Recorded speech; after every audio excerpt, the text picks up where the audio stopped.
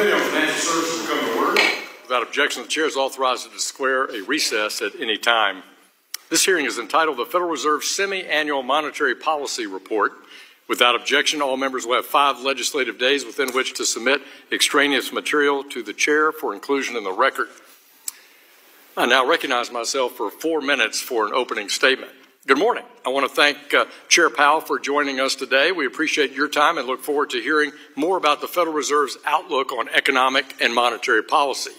There's been a lot of rhetoric lately, particularly from our friends across the aisle, suggesting that Republicans in the Congress are steering our economy toward a recession. However, the facts tell a different story.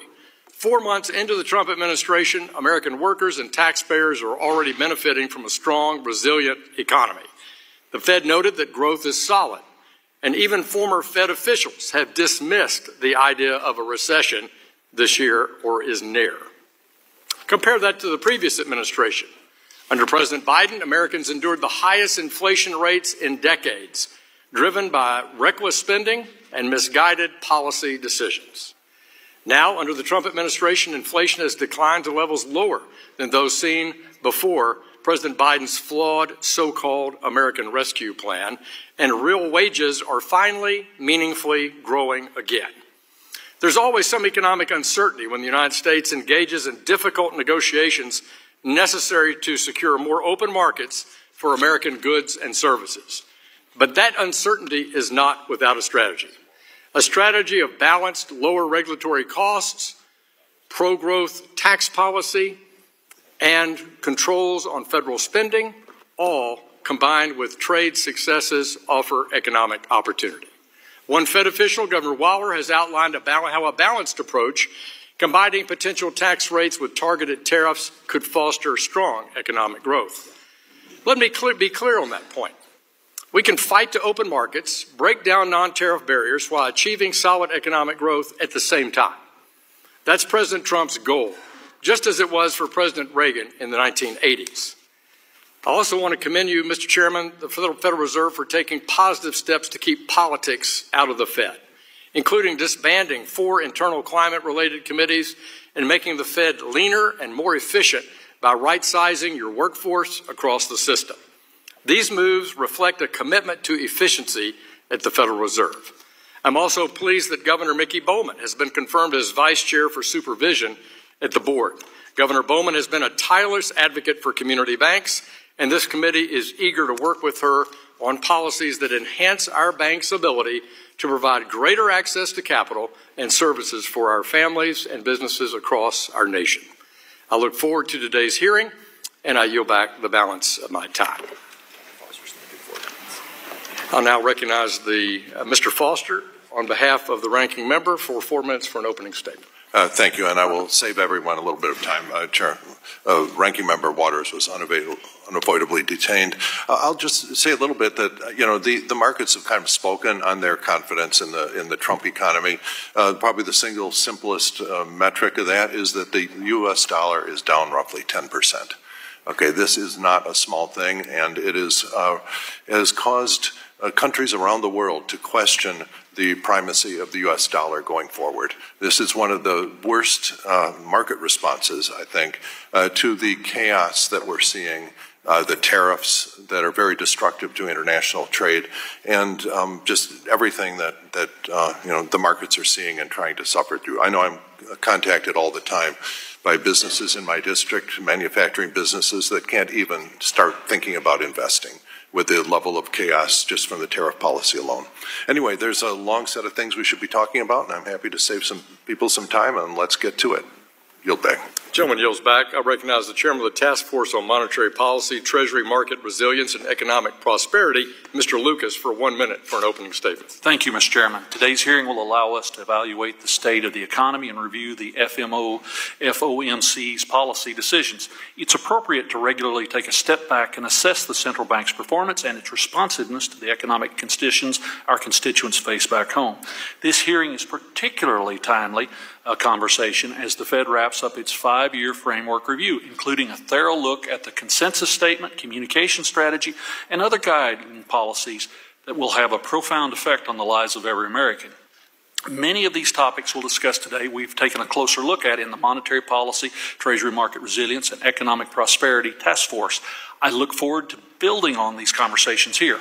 One issue that I think warrants special attention is the binding nature of the SLR and ESLR on the Treasury market intermediation. I'm glad to see the Fed is looking into this tomorrow, and I hope we'll see meaningful action soon. Chairman Powell, thank you for being here. It's critically important that Congress and the central bank have an open dialogue. Transparency, accountability, honest communications are pillars of our system's success. I look forward to your testimony on the state of the economy and the Fed's plans for the future. And I yield back, Mr. Chairman. Gentleman yields back. I recognize the ranking member of the Task Force on Monetary Policy, Treasury Market Resilience, and Economic Prosperity, Mr. Vargas, for 1 minute for an opening statement. Thank you very much, Mr. Chairman and ranking member, and thank you, Chairman Powell, both for your years of public service and for being here today. Since 1977, the Fed has been tasked by Congress with its dual mandate goals of achieving both maximum employment and stable prices. Unfortunately, this administration has made accomplishing these goals more difficult. In the Fed's most recent summary of economic projections, we see a forecast for slower growth, stickier inflation, and rising unemployment, all of which point to a potential stagflation scenario.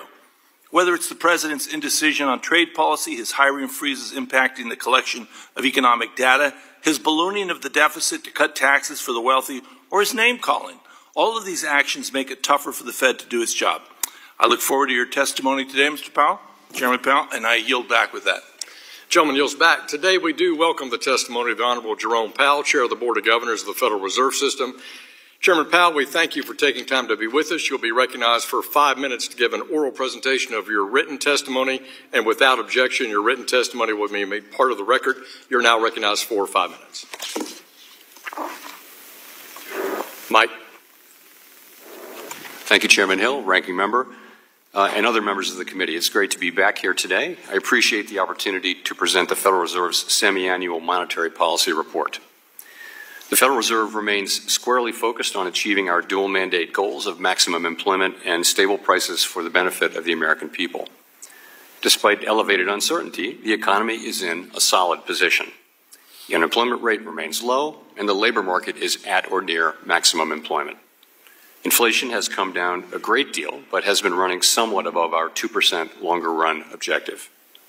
We are attentive to the risks on both sides of our dual mandate. I will review the current economic situation before turning to monetary policy. Incoming data suggests that the economy remains solid. Following growth of 2.5% last year, GDP was reported to have edged down in the first quarter, reflecting swings in net exports that were driven by businesses bringing in imports ahead of potential tariffs. This unusual swing has complicated GDP measurement. Private domestic final purchases, or PDFP, which excludes net exports, inventory investment, and government spending, grew at a solid 2.5% rate. Within PDFP, growth of consumer spending moderated, while investment in equipment and intangibles rebounded from weakness in the fourth quarter. Surveys of households and businesses, however, report a decline in sentiment in recent months and elevated uncertainty about the economic outlook, largely reflecting trade policy concerns. It remains to be seen how these developments might affect future spending and investment. In the labor market, conditions have remained solid. Payroll job gains averaged a moderate 224,000 per month in the first 5 months of the year. The unemployment rate at 4.2% in May remains low and has stayed in a narrow range for the past year. Wage growth has continued to moderate while still outpacing inflation. Overall, a wide set of indicators suggests that the conditions in the labor market are broadly in balance and consistent with maximum employment. The labor market is not a source of significant inflationary pressures. The strong labor market conditions in recent years have helped narrow long-standing disparities in employment and earnings across demographic groups. Inflation has eased significantly from its highs in mid-2022, but remains somewhat elevated relative to our 2% longer-run goal. Estimates based on the Consumer Price Index and other data indicate that total personal consumption expenditures, or PCE prices, rose 2.3% over the 12 months ending in May, and that, excluding the volatile food and energy categories, core PCE prices rose 2.6%. Near-term measures of inflation expectations have moved up over recent months as reflected in both market and survey-based measures. Respondents to surveys of consumers, businesses, and professional forecasters point to tariffs as the driving factor. Beyond the next year or so, however, most measures of longer-term expectations remain consistent with our 2% inflation goal. Our monetary policy actions are guided by our dual mandate to promote maximum employment and stable prices for the American people.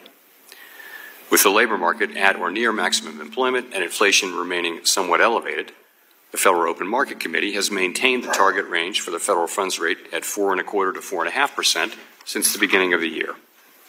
We've also continued to reduce our holdings of Treasury and agency mortgage-backed securities, and beginning in April, further slowed the pace of this decline to facilitate a smooth transition to ample reserve balances. We will continue to determine the appropriate stance of monetary policy based on the incoming data, the evolving outlook, and the balance of risks. Policy changes continue to evolve, and their effects on the economy remain uncertain. The effects of tariffs will depend, among other things, on their ultimate level. Expectations of that level, and thus of the related economic effects, reached a peak in April and have since declined. Even so, increases in tariffs this year are likely to push up prices and weigh on economic activity. The effects on inflation could be short-lived, reflecting a one-time shift in the price level. It's also possible that the inflationary effects could instead be more persistent. Avoiding that would depend on the size of the tariff effects, on how long it takes for them to pass through fully into prices, and ultimately on keeping longer-term inflation expectations well anchored. Our obligation is to keep longer-term inflation expectations well anchored and to prevent a one-time increase in the price level from becoming an ongoing inflation problem. As we act to meet that obligation, we will balance our maximum employment and price stability mandates, keeping in mind that without price stability, we cannot achieve the long periods of strong labor market conditions that benefit all Americans. For the time being, we are well positioned to wait to learn more about the likely course of the economy before considering any adjustments to our policy stance. To conclude, we understand that our actions affect communities, families, and businesses across the country. Everything we do is in service to our public mission. We at the Fed will do everything we can to achieve our maximum employment and price stability goals. Thank you. I look forward to your questions. Thank you, Mr. Chairman. We'll now turn to member questions. I recognize myself for 5 minutes for questions. Over the past few weeks, our Democratic colleagues have suggested the following. After the initial release of the GDP report, the President is driving the economy into a recession. Chairman Powell, the latest FOMC statement described economic activity to continue to expand at a solid pace, and you just reiterated that in your testimony this morning. In your view, is the term recession and the economy growing at a solid pace, are those synonymous with each other? I would say no. And you note that the labor market continues strong, the economy is at a standard pace, and you also referenced in your testimony that that first quarter GDP initial react was also from front-end loading, as you noted, imports to try to avoid tariff impacts. Also, I looked at the Atlanta Fed GDP Now model, which forecasts GDP growth for the second quarter of this year at nearly 4%, with core GDP forecast at 2%. Does that Atlanta model suggest a recession to you? No, I would say it doesn't. So in looking at your remarks about tariffs today and then the ones that you made during March and April, I was looking back at a Fed study that noted that up until March, tariffs have already been partially passed through in consumer prices, leading to a contribution of merely 0.1 percentage point increase in core PCE prices. And a Harvard study last week showed that prices have only modestly adjusted since the announcement of tariffs. Finally, the longer-term inflation expectations remain consistent with the 2% goal. Governor Waller laid out a pathway that allows for rate cuts provided that average effective tariff rates remain close to 10%, or I assume he means 10% or lower.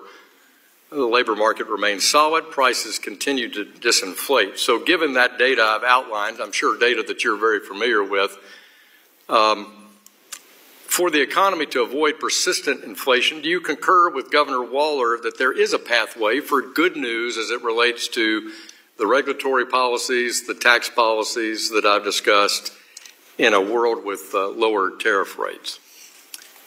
So first, I wouldn't comment on any other FOMC members' comments one way or the other, but I will say this.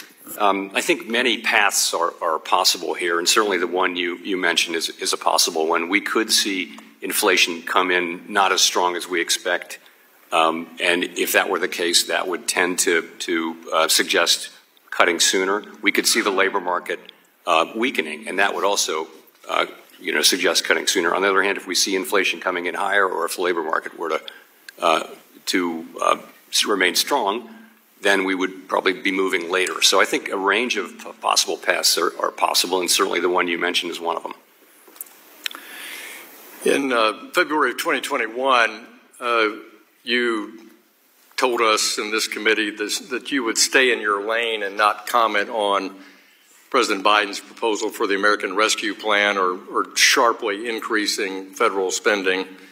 And, you said it was an issue, but that you would stay in your lane and not comment on it. But here in this year, you have commented on this idea of tariffs being set by the executive branch. So are tariffs in your lane, but a huge fiscal spending by the Biden administration not in your lane? Explain to the committee why you chose to be silent in February of 21, but outspoken this spring. Sure. So we haven't commented, and it would be inappropriate for us to comment on the policy of tariffs. We don't have a view. It's not our job, and we just wouldn't do that. And just as we wouldn't comment on the reconciliation package that you're working on right now. We're not commenting on tariffs. What our job is inflation, keeping inflation under control, and also keeping maximum employment. And when policies have what appear to be short and medium term implications, meaningful implications for that, then they kind of, not the policies themselves, but the inflation becomes our job. Yeah. My views on price stability. I think it's a first among equals in your dual mandate. I've argued for that. I've introduced legislation to make the dual mandate the sole mandate, and we've talked about that before. But I was very curious about your thoughts on former president of the Cleveland Bank, Loretta Mester's quote that I read from last fall. She says, "I think that maximum employment is the maximum level of employment consistent with price stability." In other words, she elegantly ties that together, that price stability is what you can have more control over rather than, all these other factors that enter the employment picture like legislative and executive branch. What's your thought about her quote? I personally think that's a very reasonable way to think about it. Thank you very much. I yield back. The gentleman from New York is recognized for 5 minutes. Thank you, Mr. Chairman. Good morning, Mr. Chair, Chair Powell, and thank you for being here. Last week, the FOMC decided to maintain the target range for the federal funds rate at 4.25% to 4.5%. While I was not surprised by the decision to hold rates steady, I was surprised by the committee's revised forecast since March, which represented a decrease of 0.3 percentage points for GDP, a similar increase for core PCE, and an uptick in the unemployment rate to 4.5%. Can you explain the incoming data that the committee has seen since March that caused it to make these adjustments? Sure. So, first of all, these are individual. This is not a committee forecast. These are just individuals submitting their own personal, forecasts, and we don't bless those as a committee. But I think people are looking at the incoming data and having a range of different judgments. If you look at the range, if you look at the central tendency, you'll see that it covers quite a wide range. Those are the medians that you're talking about. I think so. Inflation is projected to have moved up because of what we've seen, particularly from tariffs. And I think if you look at other outside forecasters, you'll see very much the same thing. And what data are you looking for? Well, we look at the incoming data on. We look at our own forecast and we ask ourselves what's likely to happen. Monetary policy has to be forward-looking. A forecast is a prediction of what's going to happen in the future. Thank you. In its statement, the committee announced that it will continue to monitor the implications of incoming data and adjust the stand of monetary policy as appropriate. Some analysts predict 2 rate cuts by the end of the year are still on the table. Is this a fair and accurate assumption? And what incoming data will the committee need to see to consider these cuts? So what will what will actually happen with rates is going to depend on the path of the economy, and that's highly uncertain. So I would just say what that means at this moment in time is that a significant majority of the committee, but also there's a pretty significant minority that doesn't agree, but a significant majority feels it will be appropriate to reduce rates later this year. And what that means is that each of those persons who wrote down a cut in rates later this year, they think that there's some state of the world where inflation doesn't prove to be as high, or the labor market weakens, or some combination of those two things, that it will turn out to be more likely than not appropriate to reduce policy rates, subject to great uncertainty. I mean, we will, the story has been evolving, and our thinking has been adapting, and that will continue. Okay, thank you. Chair Powell, although a ceasefire has been tentatively reached in the Middle East, the situation still has the potential to open global and energy markets, especially if the ceasefire is broken, while at this point Iran is seen as unlikely to close the Strait of Hormuz. That decision could change. How is the Fed assessing the current situation and incorporating those assessments as it considers future adjustment to economic projections and its stand on monetary policy? So I think it's too early to know what any economic implications might be, and I would not want to speculate. Like everyone else, we are, of course, watching the situation. Thank you. And Chair Powell, after reviewing the economic data following the meeting last week, it seems to me that the committee is indicating that we could be headed for a situation where inflation accelerates while unemployment rises and growth becomes more sluggish. In this scenario, this will put the Fed's dual mandate of maximum employment and price stability in tension with one another. In this scenario, how does the Fed balance these priorities in order to achieve both mandates? So let me say that we're not facing that right now, and that isn't really our forecast that we will face such an issue in a serious way. But if that does happen, then what we do is we look at the two goals and we see which one of them is farther from its goal. Two variables, is maximum employment or price stability farther from its goal, and we prefer the one that's farther than its goal. And then we also ask ourselves, how quickly will they return to goal? It's a very difficult situation for any central bank, and I would say again we're not in that situation right now. Thank you, Mr. Chairman. Yield back. The gentleman's time has expired. The Vice Chairman of the full committee, Mr. Heising of Michigan, is recognized for 5 minutes. Thank you, Chair Hill and Chair Powell. Good to see you again. I got a lot to cover, so we're going to try and keep this concise. But following up a bit on what Chair Hill had been talking about. You had said in January 29, 2025, quote, "We don't know what will happen with tariffs, with immigration, with fiscal policy, and with regulatory policy." I would add energy into that, by the way. "We need to let those policies be articulated before we can even begin to make a plausible assessment of what their implications for the economy will be. This is no different than any set of policy changes at the beginning of the administration." However, December 18 of 2024 at the FOMC press conference, you noted, and I'm paraphrasing, that some Federal Reserve officials began to incorporate preliminary conditional estimates of how fiscal policies might impact the economy into their forecasts. This seems inconsistent, and I sidebarred with the chair to say, okay, did I hear this correctly, his question and sort of your answer? What I heard is that there was a belief that the IRA would not be inflationary, but that tariffs could be, therefore, suddenly you and others were commenting on tariffs. And for the institution, I know you try to be consensus driven.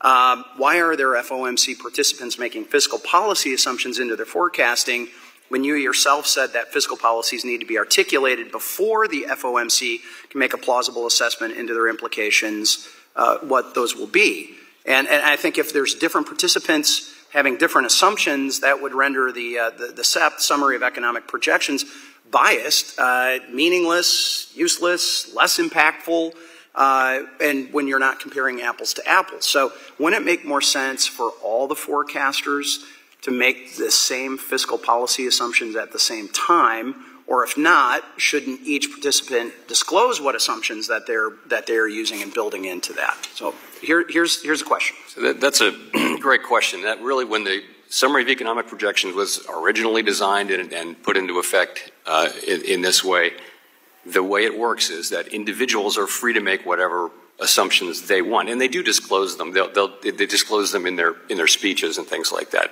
So there will be situations where some people incorporate something and others don't, and we try to be transparent about that. But that's kind of the way it works. When I say we don't take it into account, I'm really talking about policy and the committee as a whole, where we won't take things into account until we know. And you believe that the participants disclose their assumptions when they're doing their forecasts? Well, I think they do that in their speeches. Each people go out. You may have noticed there are a lot of speeches. Well, I guess the opaqueness of the Fed has been something over the arc of my 15 years on this committee has been one that has been debated greatly, including auditing the Fed and a number of other things that have gone on. I've got here a brief moment. I do feel like I need to touch on interest rates. Not to be a shock, you asked how the family business was doing back in Michigan. Families involved in sand and gravel and aggregates and construction and things like that. It's been strong. We need more labor. We need a few other things on that, what's happening. But I mean, I think there's no recession. That's been established. There's no hyperinflation, or certainly not as what some had been projecting.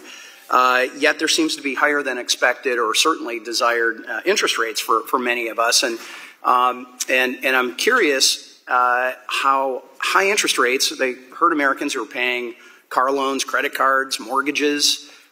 Just this morning, you had FA Director Pulte asking for lower interest rates, which would obviously impact home buyers as well.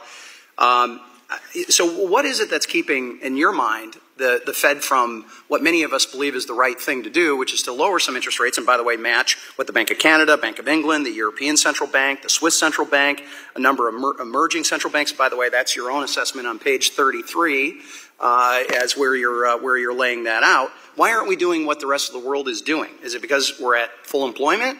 Is it because of those tariff concerns that you said weren't part of the analysis? Was it energy, groceries, durable goods? Why? So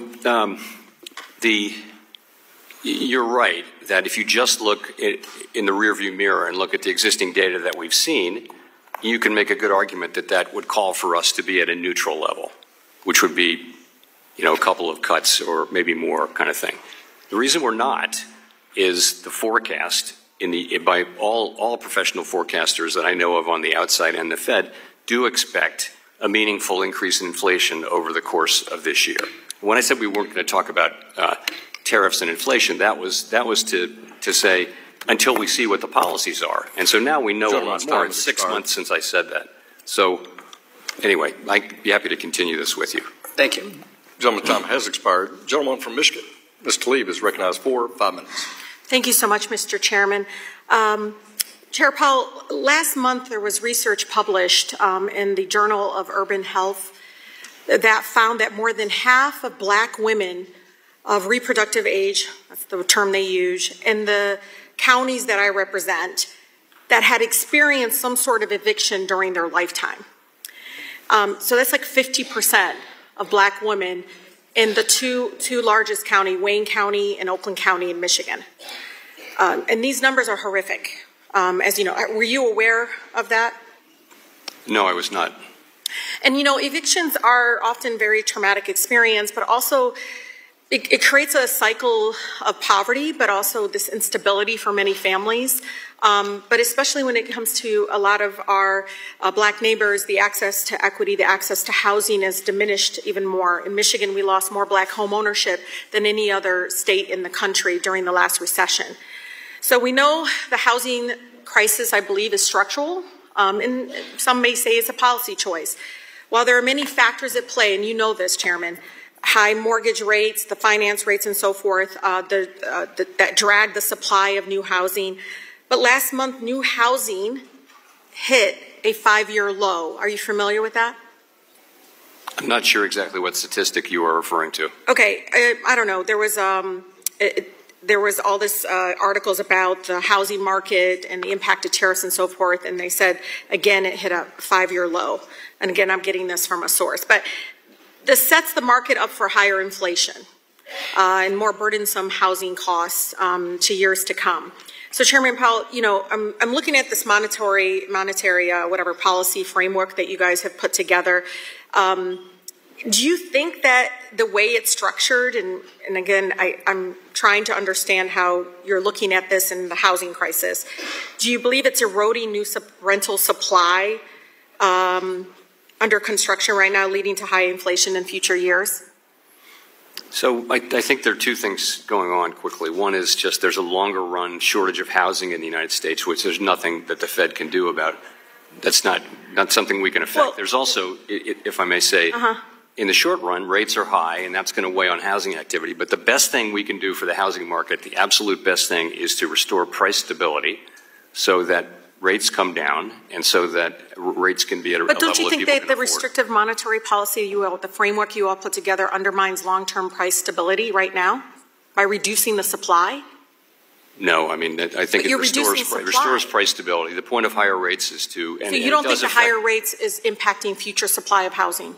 So I think what that does is, I think interest-sensitive sectors like housing are very much directly affected when we cut rates or when we raise rates. That's right. But that's part of the mechanism for restoring general price stability. So keeping the high interest rates does not impact future supply of housing? It does not, you know, over the long... I need to go back to talk to over the long women run, that the study... will not be, our policy will not be a driver of longer run housing supply in the United States. Let me ask you, what is the difference? And I'm honestly confused. I want to learn here, and I'm sure people listening to this want to learn. What is the difference between demand-driven rent inflation and supply-driven rent inflation? Like, you guys use these terminology. What is that? How do I communicate that to the public? What is the difference between supply-driven versus demand-driven rent? You know, those are not terms that we use particularly often. What's supply-driven formula? That would mean, you know, that there's not enough supply to meet demand. But at the same time, it also means there's more demand than there is supply. So are you guys ignoring that? No, but as I said again, our policies will not affect in the long run. No, I'm being serious, demand or supply in housing. I'm being serious, y'all. We're talking about a housing crisis that is getting worse right now because we're not paying attention to future instability that the current rates, and you can raise your eyebrows and all this stuff behind. I don't know. I mean, do you understand? Like, I come from a community right now that I believe is now being impacted by the current framework that you're putting together, that I do feel like it's going to be long-term effects on the housing crisis, and you're ignoring it. No, we're not, actually. We think the very best thing we can do is to fully restore price stability at the aggregate level. That will be the best thing for homeowners and for home builders and everybody else. In the long run, that is the single thing that Congress has assigned us to do. But you see where I'm coming from. It is impacting future supply of housing, right? Not in the long run, no. Okay. Well, Mr. Chair, thank you. The gentleman from Wisconsin, Mr. Stile, who's also the chair of our subcommittee on digital assets, financial technology, and artificial intelligence. You're recognized for 5 minutes. Thank you, Chairman Hill. Thank you, Chairman Powell, for being with us today. I want to dive into 2 actions the Fed's recently taken to get a little additional color on. Yesterday, the Fed announced that reputational risk would no longer be a component in bank exams. I viewed that positively. I viewed the reputational risk as often being a catch-all for political bias. I think it's positive to depoliticize bank exams and instead focus on the core and measurable risks. Could you provide color as to whether or not any new information came to light that led to the decision of the Fed to remove that yesterday? I'm not aware of any new information. No, we just think it's the right thing to do, and of course made an announcement on Monday under Vice Chair Bowman's leadership. Why would it not have been done previously if it's the right thing to do? I agree with you, it's the right thing to do. Why was it? Any timeline as to why that was done yesterday versus previously? No, I think this is a problem that we came to understand as a problem over the course of the last couple of years, and began considering what's going on here. We're hearing a lot of reports of debanking and that sort of thing, And over the course of really 2024, came to the view that this was a serious problem that we need to address, and we've said that publicly, and now we're doing this, and so are the other agencies, by the way. Well, I appreciate you taking that action. I do agree that there were real political bias in some of those exams, in particular as it related to regulated entities engaged in the digital asset space. Let me shift into the digital asset space. If I can, another action recently taken by the Fed, the Novel Activities Supervision Program was ended and withdrew several statements on digital asset related risks that deterred bank involvement in particular. You in the Fed and others at the Fed have spoken positively about the House and Senate work to regulate stablecoin in particular, a real opportunity to dollarize the globe and be a significant purchaser of U.S. Treasuries. Following that action by the Fed, have you seen an identifiable shift in banks or other regulated entities as it relates to engagement in the digital asset space? You know, I wouldn't be the one to be picking that up first, but what I do see is a very significant change in the tone, and it really does reflect evolving thinking and the evolving status of the crypto industry. And I would expect over time we'll see more activity. How is the Fed evaluating and overseeing banks or other regulated entities that are in the digital assets or crypto space? So our view is that banks get to decide who their customers are. That's not our decision. And so banks are free to provide banking services to the crypto industry, to crypto companies. And banks are also free to conduct crypto activities as long as they do so in a way that is protective of safety and soundness. Thank you very much. Let me shift gears because I want to give you just a little bit of an opportunity to comment on the housing sector once again, but give you a little freedom here to speak to that area. You correctly are trying to balance inflation and price stability, but also higher rates have a significant impact on the housing market as shelter and housing costs are a significant driver of why many families can't afford the things that they need. Can you provide color as to how you're analyzing the impact that housing and shelter costs have on families and on inflation with your desire to maintain price stability at the interest rates that is currently set by the Fed? Sure. So, we realize that people are feeling high housing costs and high financing costs.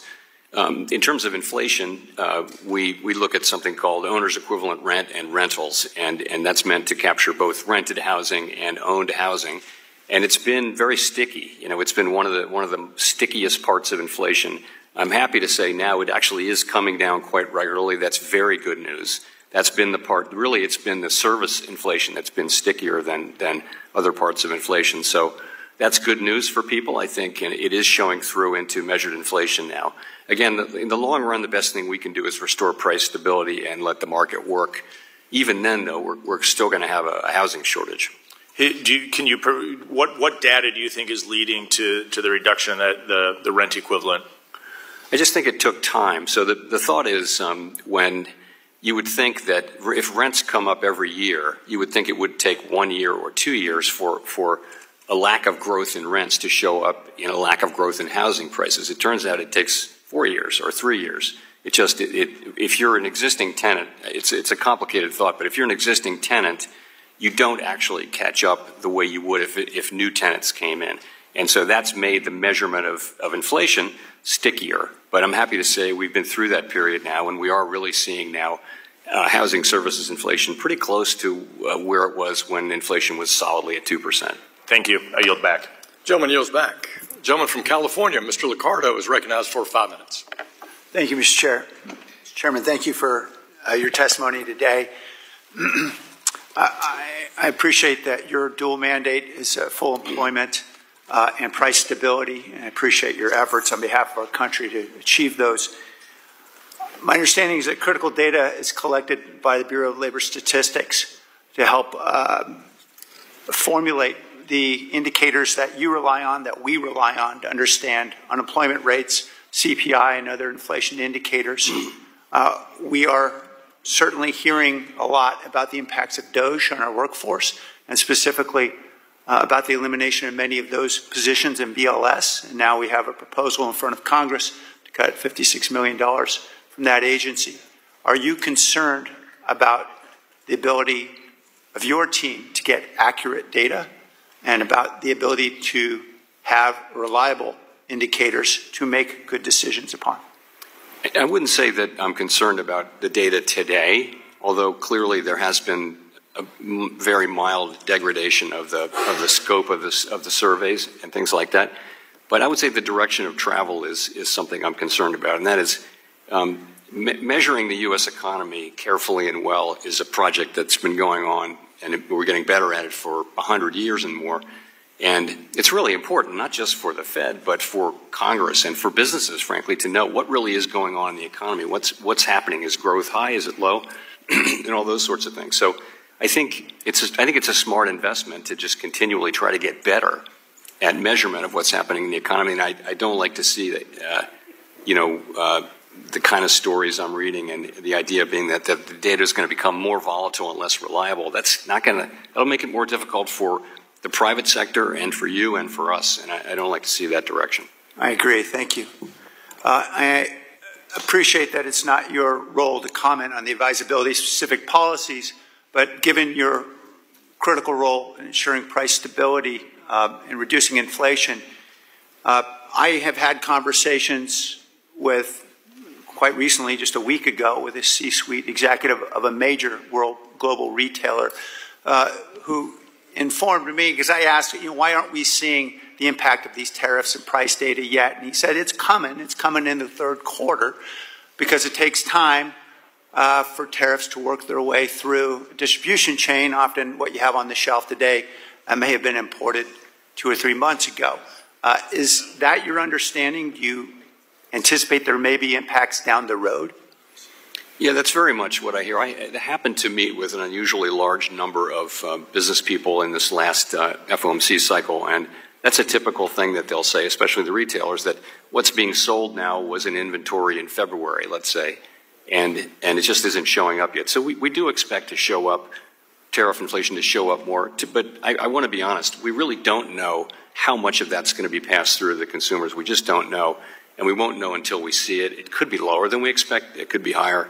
We have to wait and see, which is kind of what we're doing. I appreciate the uncertainty.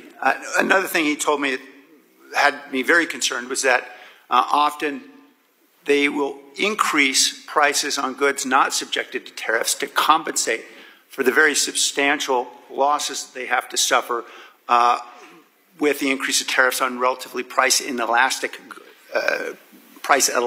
goods. So in other words, necessities will also tend to bear a higher price, even if they're not subjected to tariffs. Is that your understanding of the potential impacts? You know, that very much is something that companies will tell you that they do. If they can't cover the losses on the thing that's being tariffed, they'll find other ways to do it. We actually don't have prominent examples of that yet, but that's certainly a possibility. And that did happen in the last tariff episode with washing machines and dryers. Thank you, Mr. Chairman. And finally, there's indications in the introduction of the report that the Fed is losing its ability, as we see interest rates getting closer and closer to the minimum threshold, the ability to stimulate this economy in times of recession. We haven't had a recession, or at least we haven't had an extended recession in a decade and a half. I am particularly concerned now as we are looking at debt that is being considered to be imposed on future generations by this particular bill. Could there be a combination of very high debt and very little room to move in monetary policy that could undermine our ability to respond to the next recession?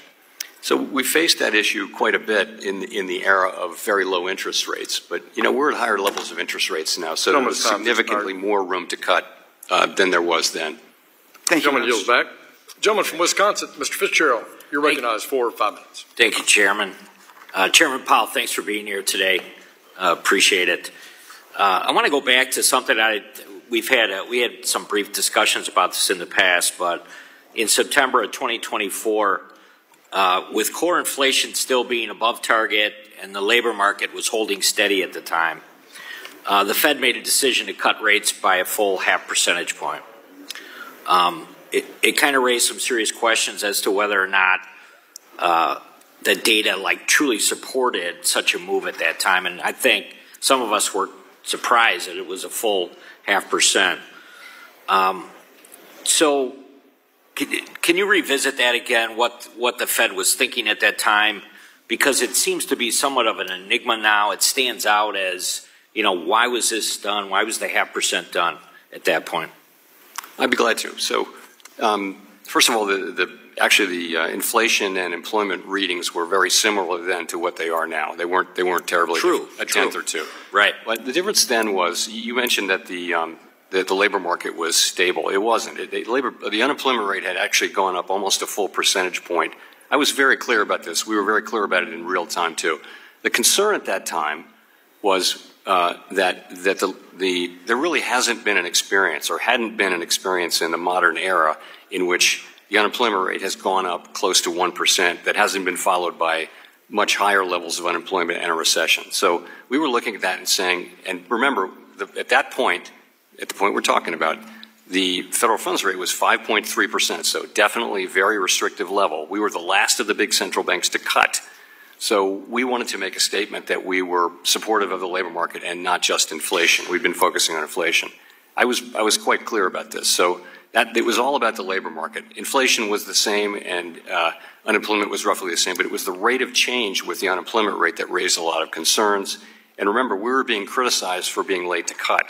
So we could have done 25. If we'd done 25 in July, we were criticized for not cutting in July. Instead, we cut 50 in September, and it seemed like the right thing to do. And at the end of the day, we do what we think is the right thing when we think it's the right thing to do. We don't take into consideration political factors. If we start doing that, I don't know where that stops. Once you start considering elections and stuff like that, where does it stop? So and I didn't want to insinuate that it had anything to do with the election itself, but there just seems to be some very similar numbers right now. And I'm wondering, and I don't bring this up because I want to kind of make a point about did the Fed do the right thing or not. I bring it up because it seems like everything's in place right now to kind of do the same thing, make the same move. I know this morning already you've talked a little bit about where you were on inflation right now and kind of what you're watching, but is there any lesson there? I mean, are we in a position where it would be appropriate to do something as big as a 0.5% cut again? Well, look, as I said earlier, if you just look at the basic data and don't look at the forecast, you would say that we would have continued cutting. The difference, of course, is at this time, all forecasters are expecting pretty soon that some significant inflation will show up from tariffs. Now, we can't just ignore that. But we're not. We're just saying let's wait and see more. That's all we're doing. And if you will have noticed, a substantial majority of the committee has written down rate cuts in the remaining 4 meetings this year. So it's just a question of being prudent and careful. But at a time when the labor market is still strong, we don't see weakness in the labor market. If we did, that would change things. We're going to continue to adapt as the data adapt. But that is the difference between then and now. Then, inflation was forecasted to continue to come down. Here, it's forecasted to go up by all forecasters. So, and again, we're not overreacting to that. We're just saying, hey, as long as the economy's strong, we can take a little bit of a pause here. And that's what we're doing. And again, continue to adapt as the data comes in. If we see data that suggests that inflation's not going to produce big increases, that would matter. And if we saw the labor market weakening, that would matter too. But we don't see those things. What about supply chain? In 2020, that was a big issue, obviously related to COVID. But I know myself and other members, when we're in our districts and we're specifically talking to light manufacturing, there's concerns about the supply chain. Is that part of the data package that you review when you make a decision about where we're headed in the future? Very much so. I think that's one of the great, we won't call it a great thing, but one of the lessons to be taken from the last episode is supply chains really matter. We're watching that carefully. It's too soon to say really on that. We're not seeing it yet, but the gentleman's time has expired. Thank you, Chairman. Yield back. Thank you, Mr. Fitzgerald. The gentleman from New Jersey, Scott Heimer, you recognized for 5 minutes. Thank you, Mr. Chairman.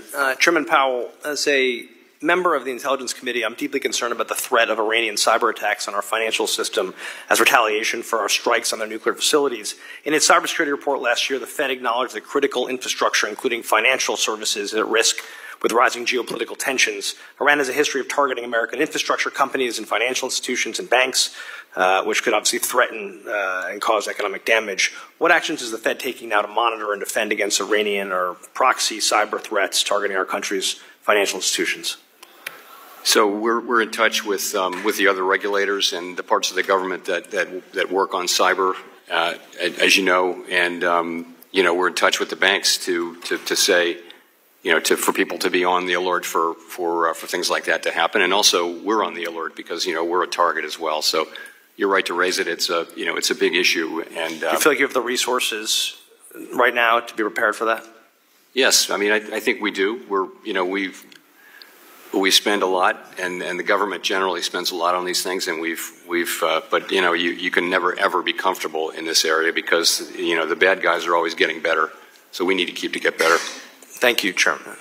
Switching gears, the President and members of his administration have recently called you out, various name calling for certain decisions you've made. I know that some people worry that the President's bullying will impact your decision making. I know you work together, and I know that and respect, obviously, your independence greatly.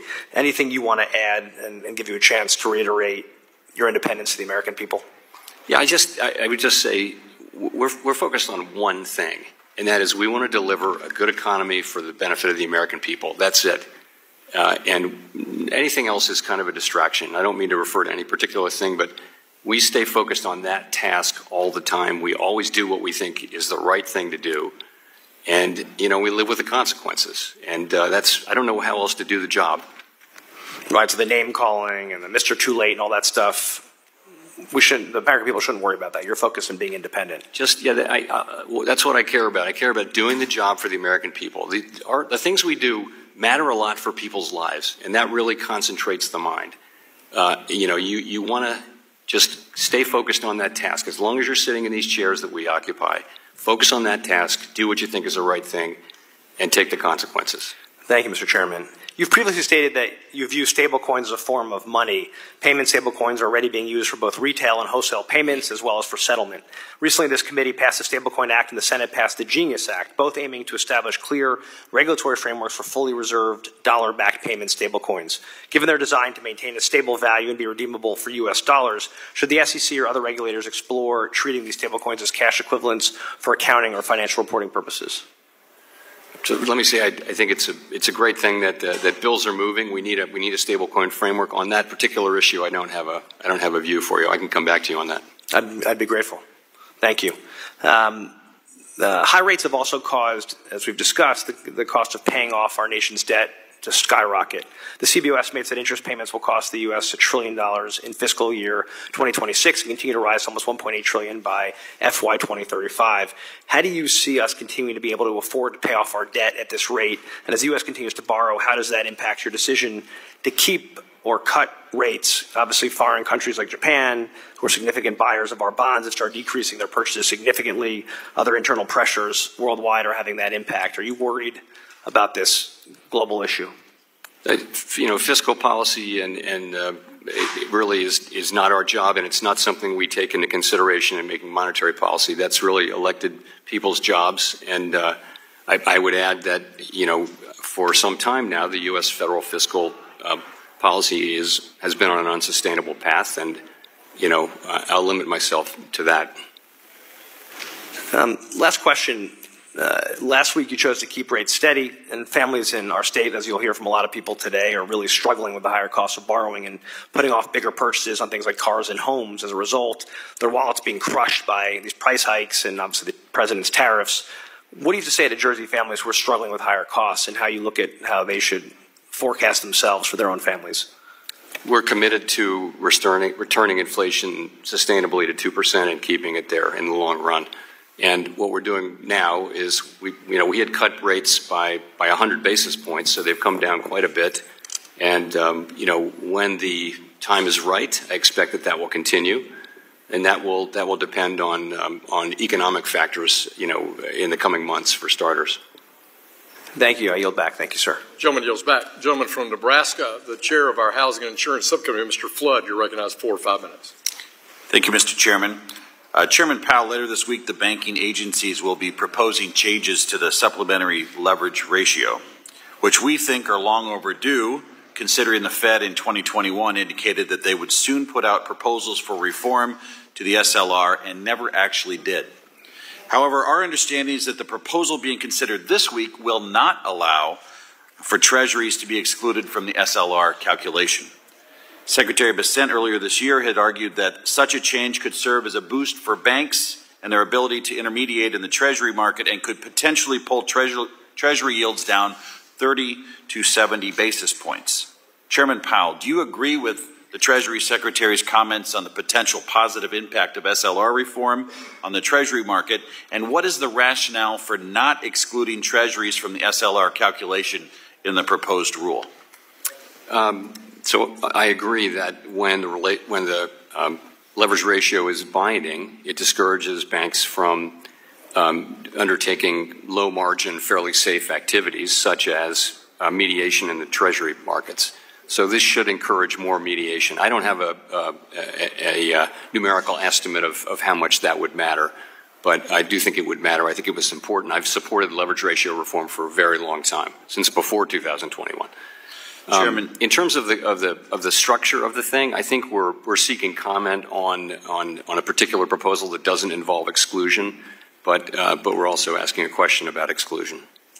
Mr. Chairman, considering the Fed temporarily excluded Treasuries from the SLR calculation during the COVID pandemic, were you aware of any safety and soundness or financial stability problems that arose as a result of that decision?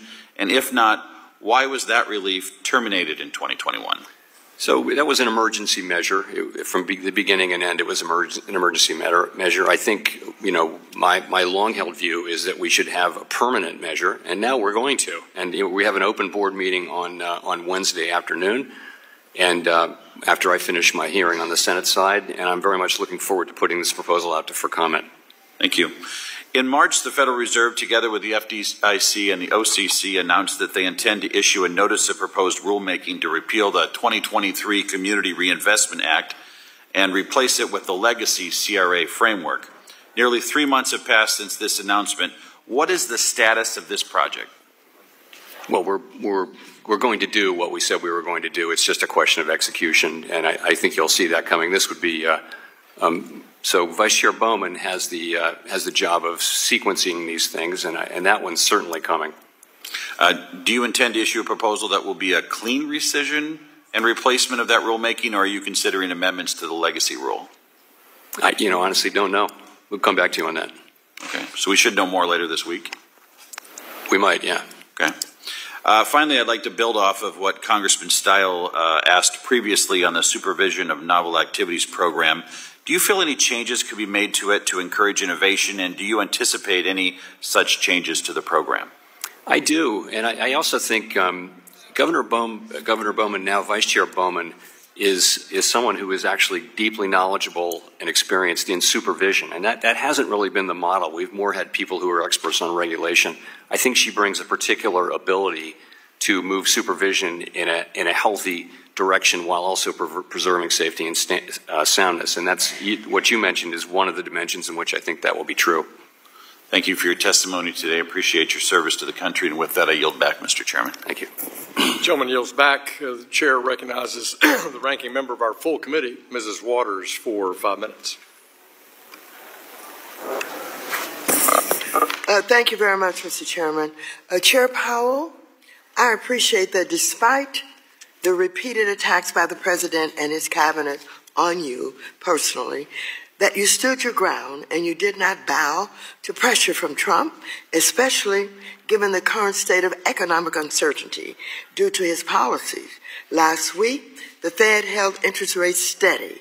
Afterwards, you said that you and other experts continue to expect a meaningful amount of inflation due to Trump's tariffs. You said that it may take some time for the tariffs to work their way through the supply chain, but that you found, and I quote, many companies do expect to put some or all of the effect of tariffs through to the next person in the chain and ultimately to the consumer, quote, end quote. So while the president may try to claim other countries pay these tariffs, can you confirm that it is indeed consumers and businesses in the United States that will bear these costs? So it can be anybody from the exporter, the importer, the retailer, the manufacturer, or the consumer that winds up paying these tariffs. In the beginning, it will be the importer that pays the tariff, but ultimately it will be spread out among those five, each of which will try very hard not to contribute, but in the end, the tariff will be paid. And you know, all of the data suggests that at least some of that will fall, not all of it, but at least some of it will fall on consumers. Well, you indicated it may take some time for tariffs to work their way through the supply chain. Would you elaborate on this, including when is it that we can see negative impacts to inflation from Trump's tariff policy? So, you know, the things that are being sold at retail now, they might have been put into inventory before the tariffs in February or March. So we think we should start to see this over the summer, you know, in the June numbers and in the July numbers. And if we don't, I think we're learning here. If we see less pass-through, there aren't historical experiences we can consult here, really. So it may turn out that the pass-through is less or more than we think. And I think we're going to be learning. You know, we'll get a number for June. You know, an inflation number for June. We'll learn something then. We'll get it for July as we go through the summer. We should start seeing this. And if we don't, I think we're perfectly open to the idea that the pass-through will be less than we think. And if so, that'll matter for our policy. Well, you know, I've been talking with a lot of my constituents about these tariffs, and the question that comes up is, now, is this going to only hurt maybe the big businesses? What about our small business people? What about the people that we buy goods and services from every day in our communities? Is this going to hurt big business as well as small business? Yes, I mean, I don't think it's. I think it will certainly. If you're a smaller company that maybe imports a single product, that's a common business model these days. Then you may if your product is tariffed, you may be the one that's affected significantly. Whereas bigger companies have more resources and a more diverse product line. Why do you think you can resist the president basically telling you what to do? What gives you that authority?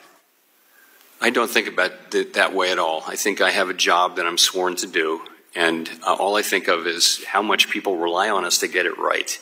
You know, it really matters that we get it right, and that concentrates one's mind, and so that's what we think about at the Fed. We think about what's the right thing. You know, I have all I want to do in what's left of my time at the Fed is have the economy be strong and have inflation be under control, have a solid labor market. I want to turn it over to my successor in that condition. Of course, that's what keeps me up at night, is to do that.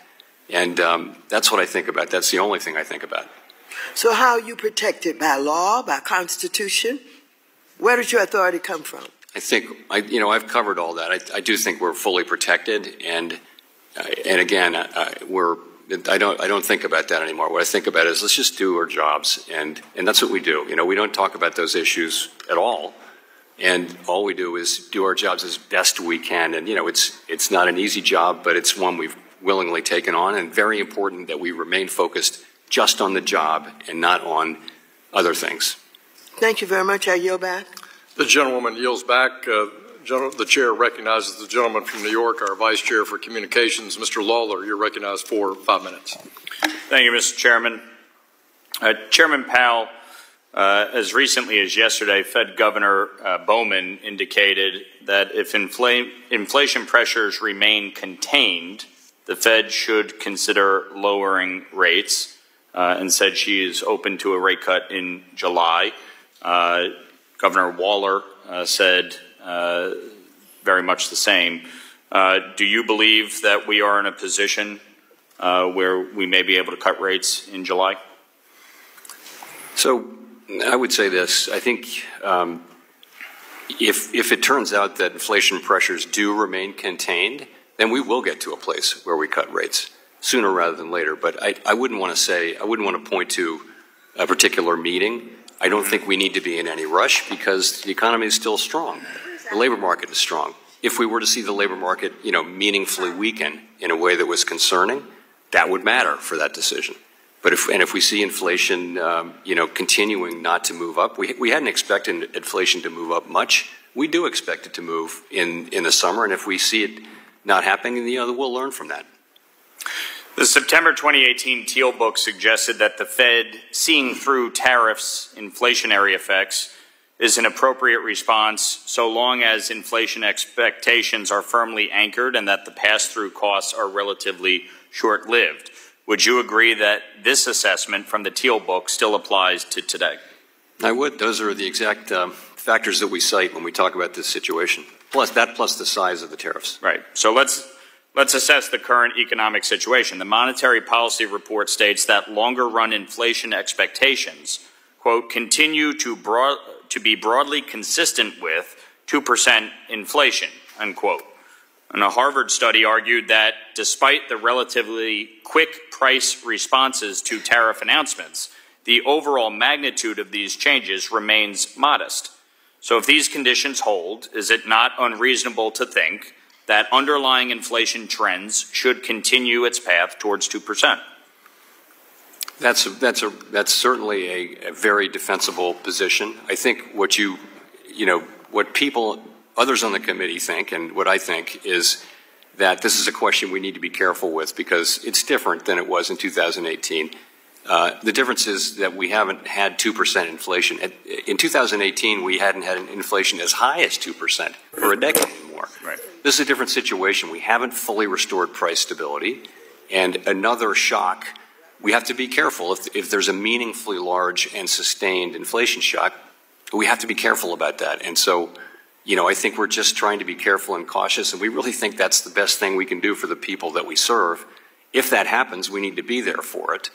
And so, we're in a difficult situation in deciding exactly when to move. But again, if we continue to see inflation come in, and not prove up at the higher levels than we expect, then that would matter for our decision making. Chairman Powell, economist John Taylor once noted that the Federal Reserve should deviate from its own Taylor rule in the event of an oil shock, similar to the tariff scenario. A one-time price increase from an oil shock should not be accompanied with an increase in interest rates. Do you agree with that assessment? I generally do, yes.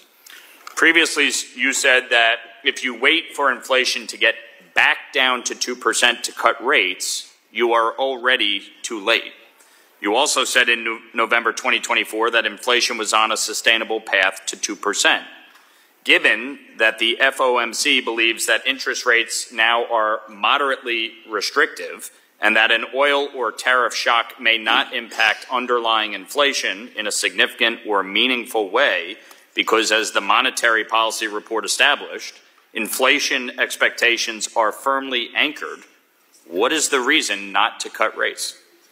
Well, it's uncertainty about the size and potential persistence of the potential but highly uncertain inflation from tariffs.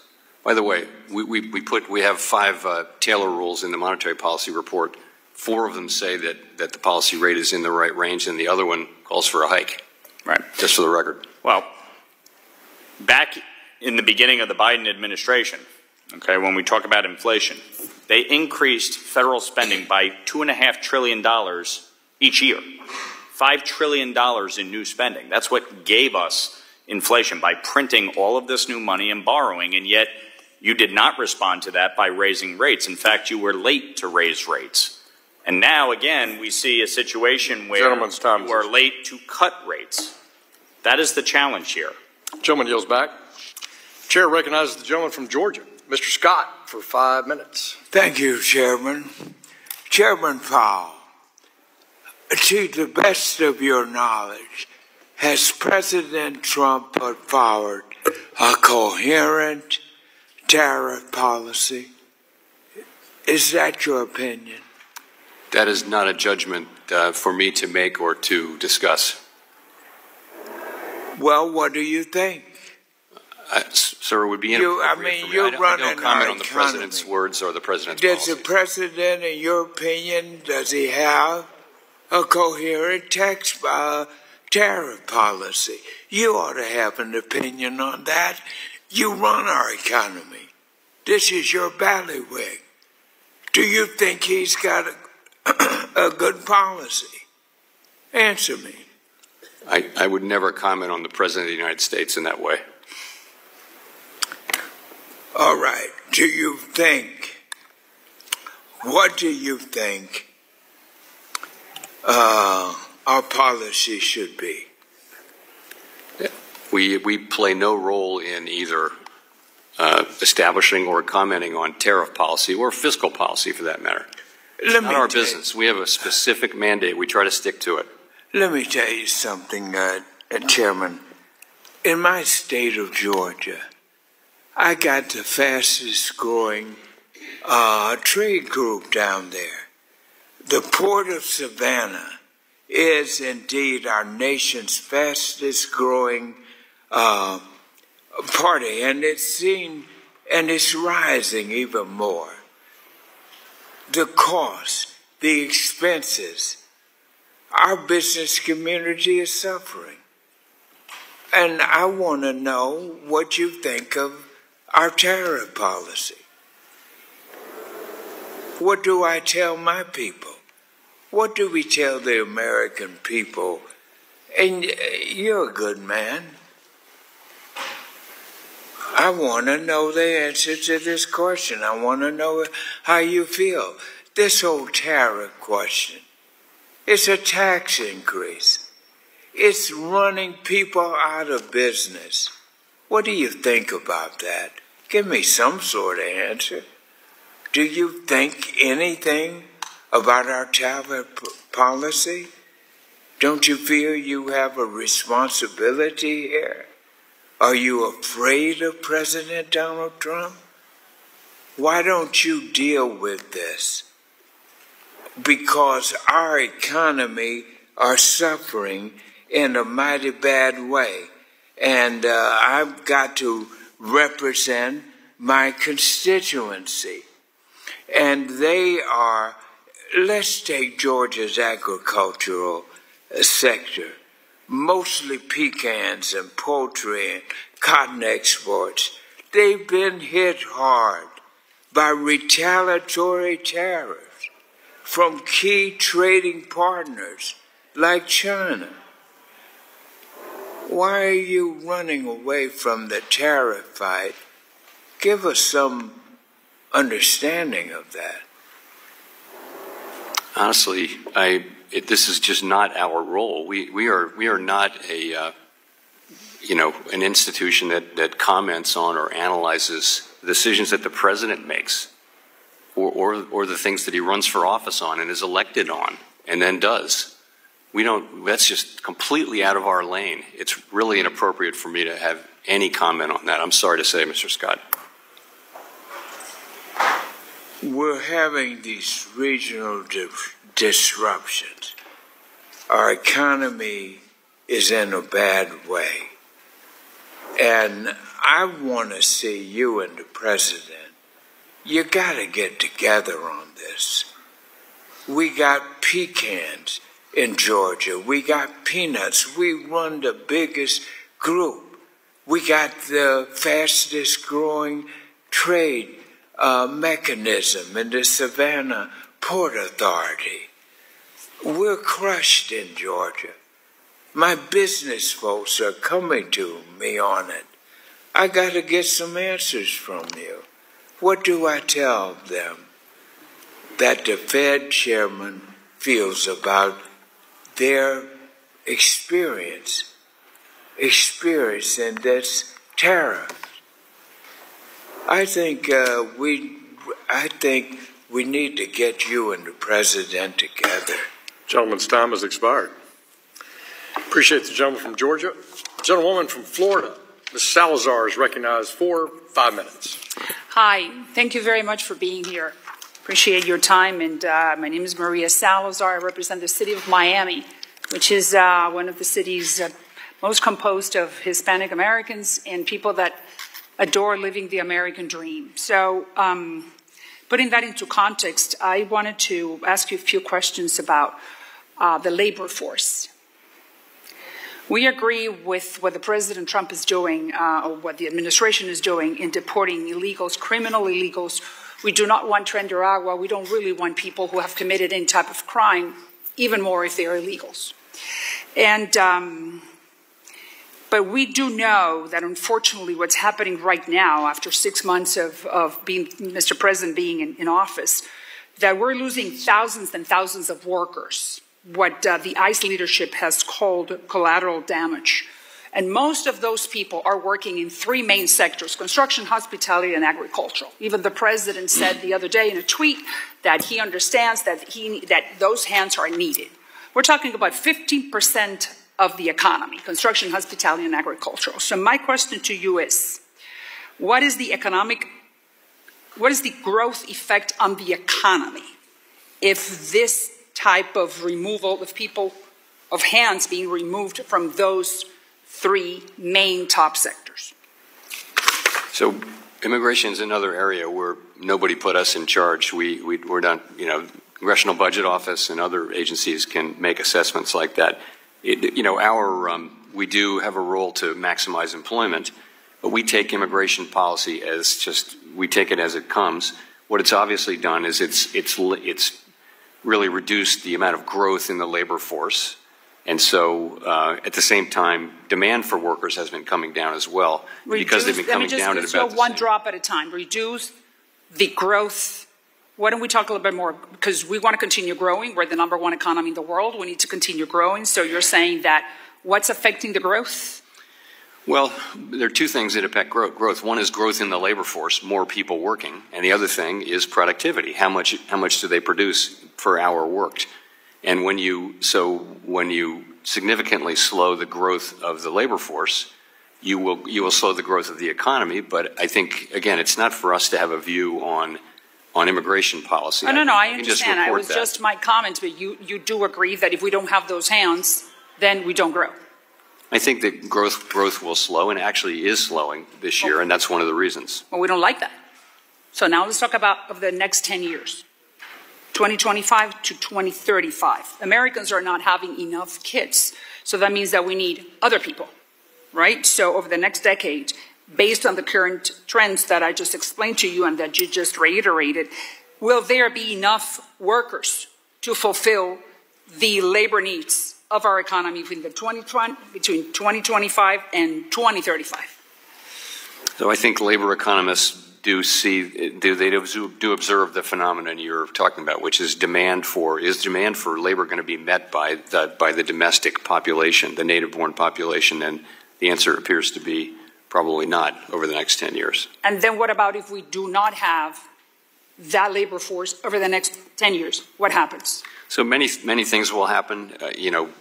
You can see a big increase in productivity, which would mean we don't need as many workers. For example, artificial intelligence could be implemented in a way that creates widespread productivity gains. I wouldn't count on that, but it's a possibility. You would not? You would not count on that? I wouldn't count on it. You would not? No, I think there'll be gains because with productivity enhancing things, they typically take longer to be implemented, and then it takes a while for the gains to be shown. I think in the case of artificial intelligence, those gains are coming, but they may take longer or be less in the beginning than expected. And during the time that those changes happen, then what happens? Our economy doesn't grow. Is that what you're saying? Yes, but those who make immigration policy are entitled to weigh these factors. We can report on what happens, but it's really not our job.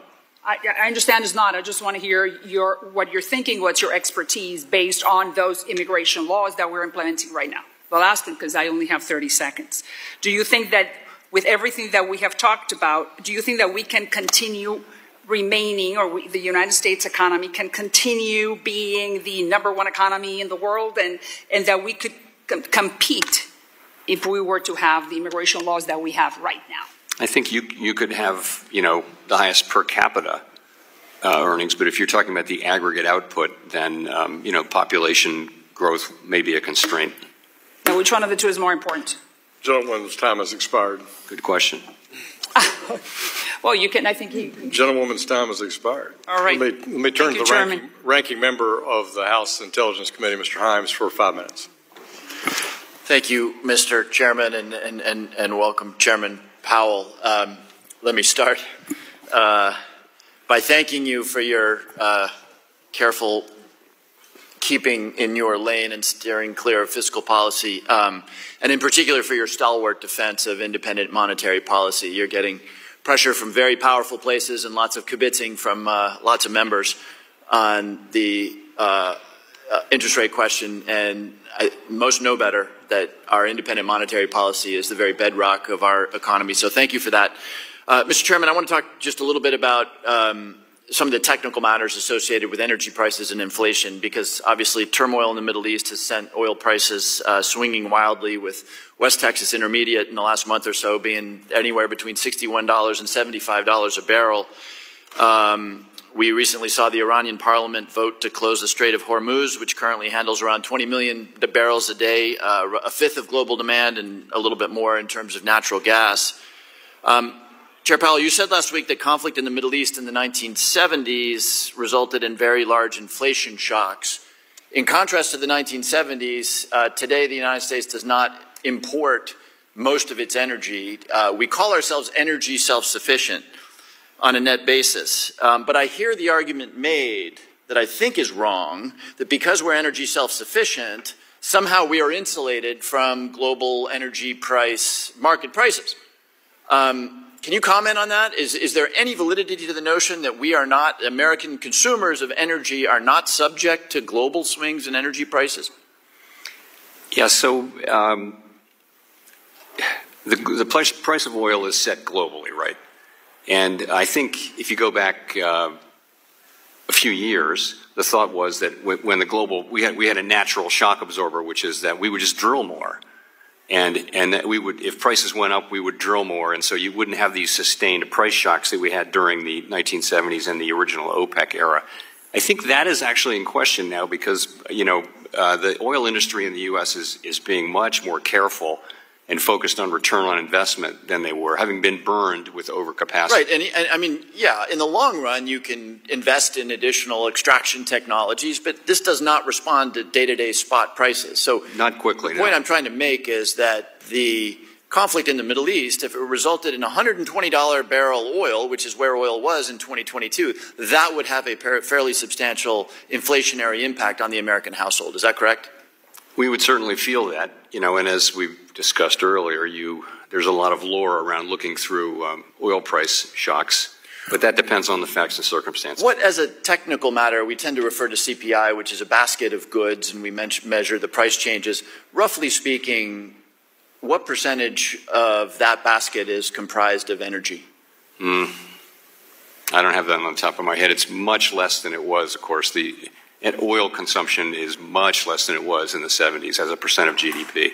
But energy includes natural gas and gasoline, and it's a meaningful portion of the. Yes, although of course we have more natural gas we have so much natural gas, so that'll always be there for us. So none of us can predict what's going to happen in the Middle East in an hour, much less in a week or a month or a year. But as a technical matter, at what price for a barrel of oil does the American household begin to feel inflationary effects? So we're at $75 a barrel roughly right now.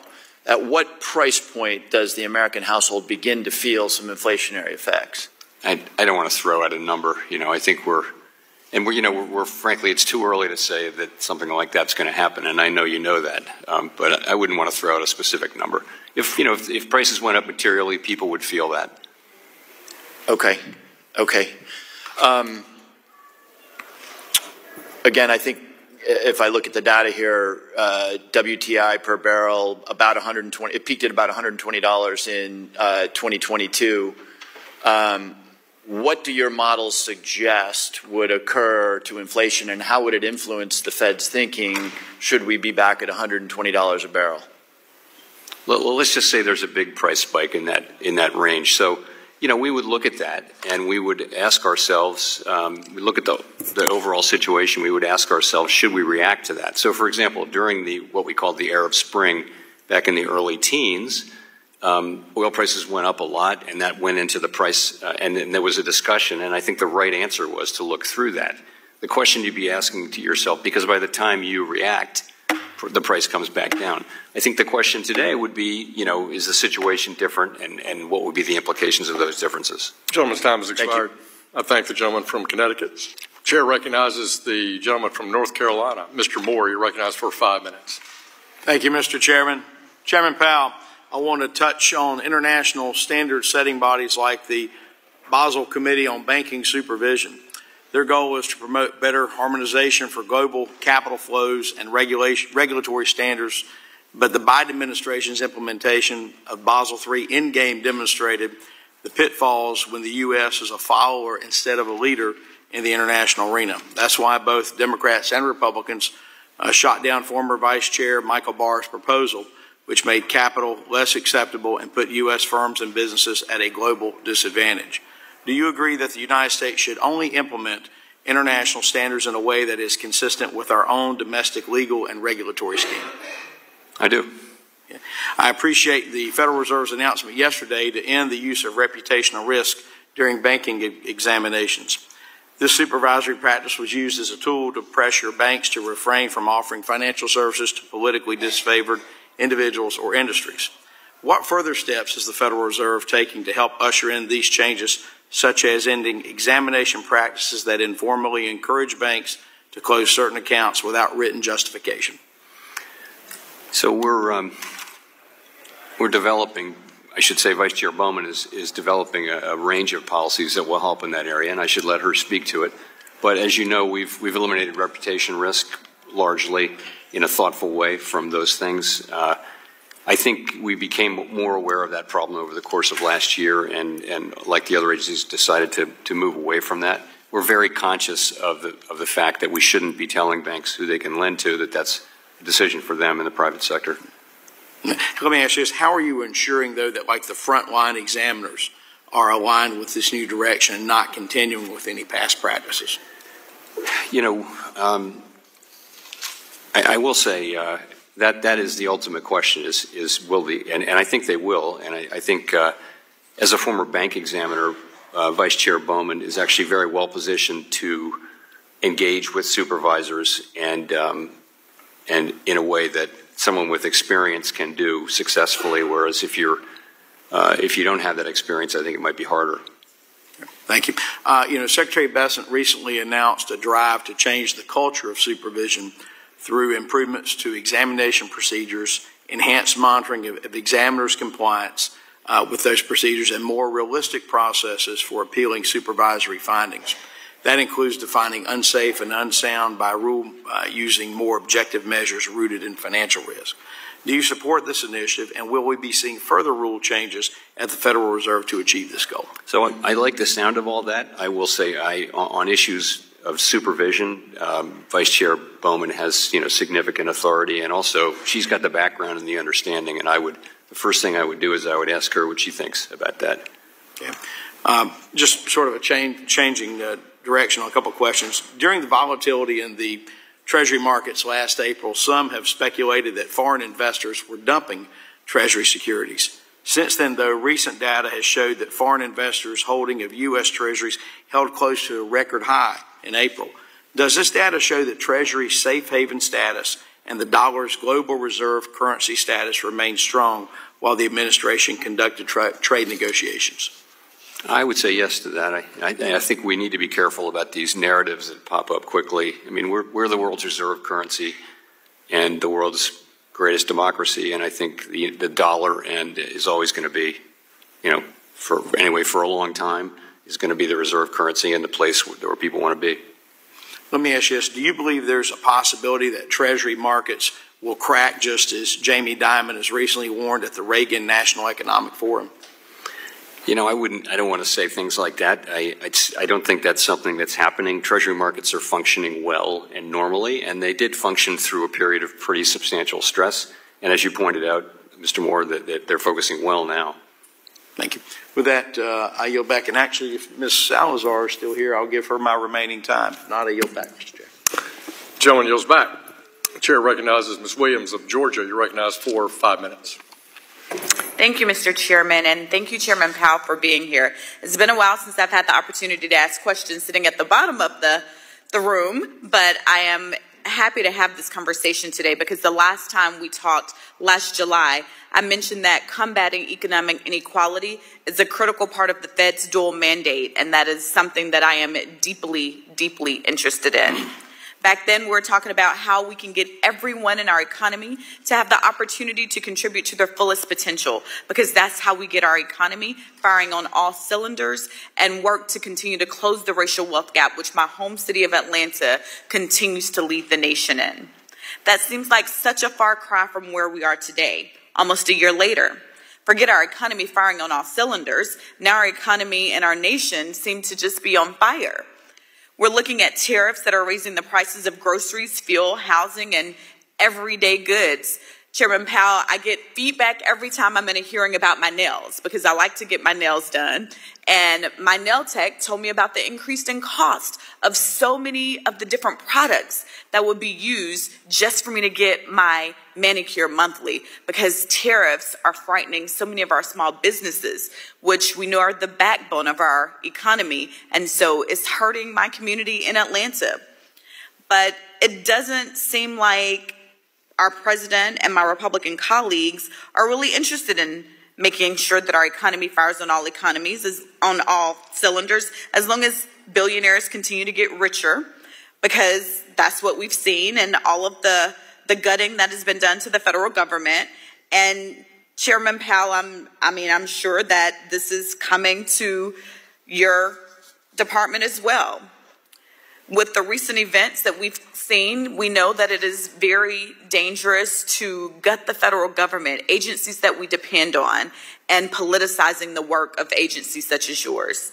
Chairman Powell, this current president has tried to reclassify tens of thousands of non-political public servants just to make it easier to fire them. And that includes people who have served in Democratic and Republican administrations. It even includes people who serve in independent agencies just like yours. Chair Powell, as a chair who our current and previous president routinely has threatened to fire, I think I just heard something on CNN today while you were here testifying. But what effect has this policy had on the career civil servants in your agency? And are these threats making it easier or harder for the Fed to do monetary policy? They're having no effect. We're doing our jobs. You're doing your jobs. I appreciate you doing your job, even when it might not be easy. It is important to tune out the things that you hear on the media, because I hear it every day representing a district that has a lot of federal employees, a lot of people who work at your agency. I hear from people all the time. Thank you so much. And not only do I have thousands of federal employees in my district, but my district has one of the widest racial wealth gaps in the country. Much of that has to do with our worsening housing crisis. And unfortunately, as we've seen with the past 6 months, this administration has been focused on this big billionaire bailout bill, gutting HUD, and releasing a budget that does not help the supply of fair and affordable housing nationwide. Now we've heard the president talk about having the power to control interest rates. In your opinion, Chairman Powell, what would you expect the effects would be on the housing market if the president were to lower interest rates without addressing the housing supply crisis nationwide? Sorry, if he were to what? If the president has talked about having the power to control interest rates. In your opinion, what would you expect the effects would be on the housing market if the president were to lower interest rates without addressing the housing supply crisis nationwide? Honestly, it's not our job to speculate on things the president might do. Sorry. So what impact do interest rates have on housing access? Over the long run, they don't really affect housing supply. You know, assuming that rates will go up and down. Well, not on the supply, but on the housing market. The supply is separate that we need to address going into this. If we're going to move interest rates up and down, that's not going to be the end-all be-all to getting people into housing. We must address the housing supply crisis. But what impact do interest rates have on the housing market in general? Well, interest rates really affect housing demand. So with lower rates, you see more demand, and higher rates, maybe less demand. Thank you, Chairman Powell. I am out of time, but I have lots of questions that continue to work to close the racial wealth gap in this country, specifically focused on my district in Atlanta, where it is so prevalent. Thank you so much. Gentlewoman's time has expired. The gentleman from Indiana, Mr. Stutzman, is recognized for 5 minutes. Thank you, Mr. Chairman. And Chairman Powell, great to see you. And again, as I've mentioned to you before, always appreciate your steady hand at the wheel and not, I guess, getting out of your lane necessarily, but obviously you have a huge impact on the economy and what's happening there at the Fed. I want to kind of follow up a little bit on housing, as I've been hearing a lot about the housing concerns in Northeast Indiana, and I know you're not you're used to being beat up on a lot by folks all around the country, but I want to speak specifically to one particular individual, Cardone Capital, Grant Cardone. He made some pretty strong remarks about your policy when it comes to the housing industry, and he said, that's why you have 500,000 more homes listed than buyers for those homes. When the rates come down, prices will also come down with it because you'll have more supply in the marketplace, and supply is what controls prices. He went on to say that interest rates do not control prices, and he explained that lower rates could stimulate activity in the market, and activity is what makes the economy work. And I agree with his comments, overall, but I believe, as you said earlier, the economy seems stable, and I would agree with that coming from an ag and manufacturing area. It's not booming yet, but I believe most people are optimistic that the good times are coming and that the structure is set and in place. But when it comes to housing, it seems like that's where a lot of Americans they're stuck. They've had low rates, they've got a good mortgage rate, but if they want to make a move, they have to go out of that 3% interest rate into 4.5%, 5% or higher percent interest rate.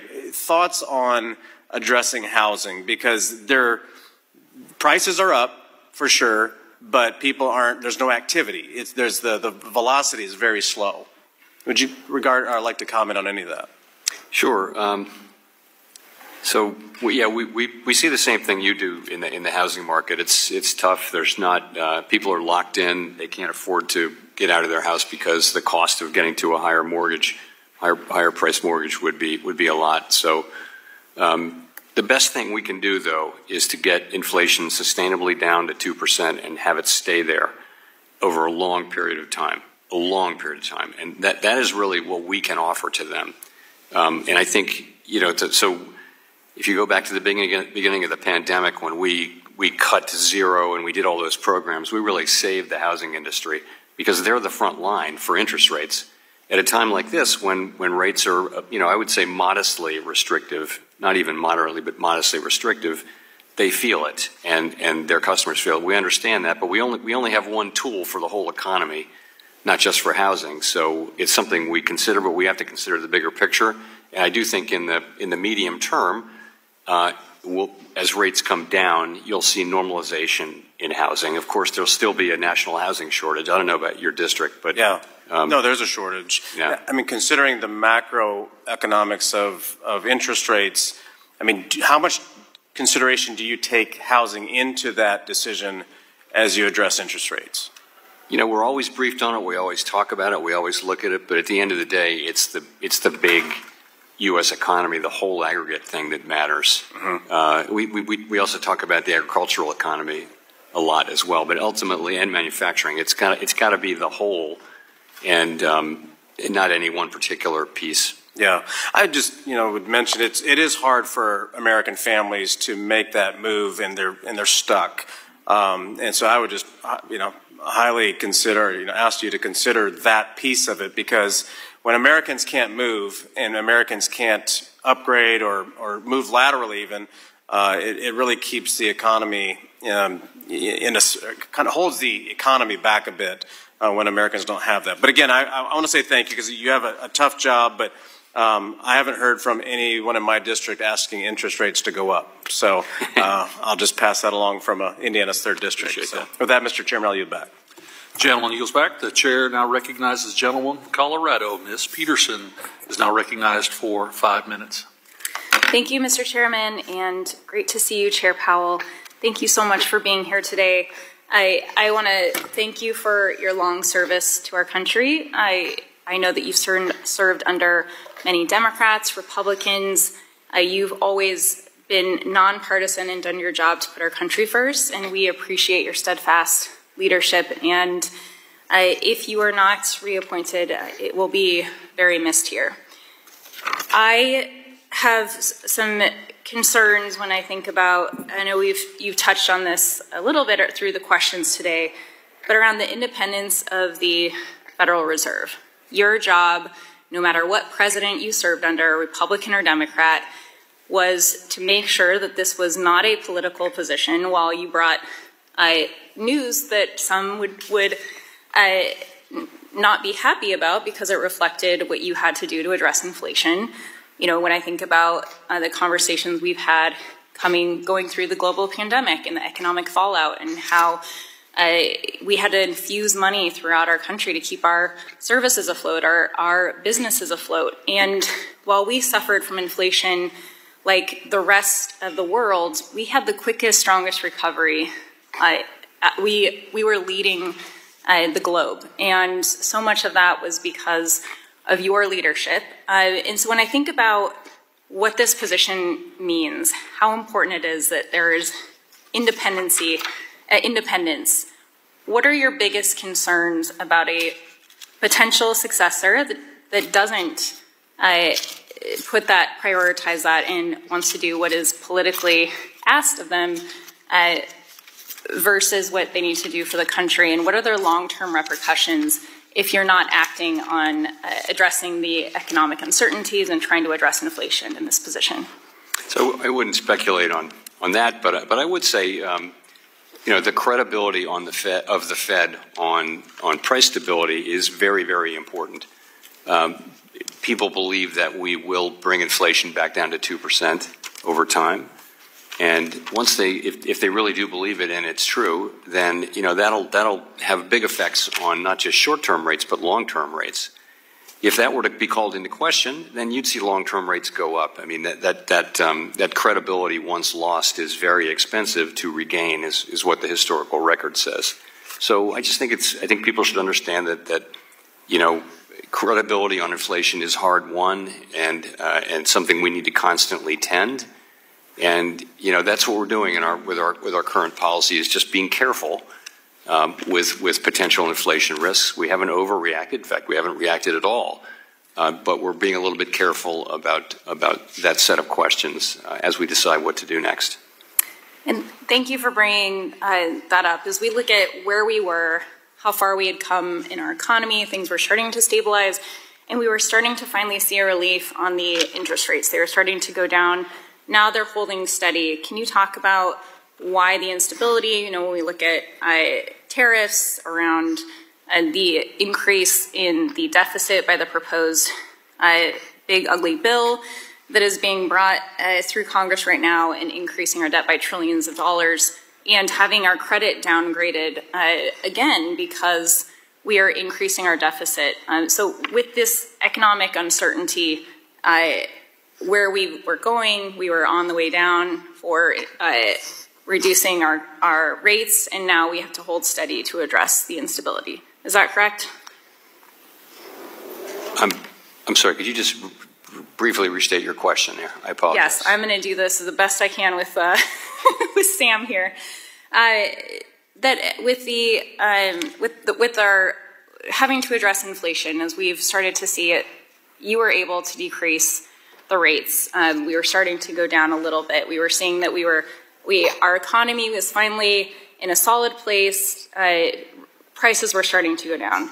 And now with the economic uncertainty, we're starting to see that you had to hold steady, whereas everyone was projecting before this administration came in with these changes that it was going to continue to go down.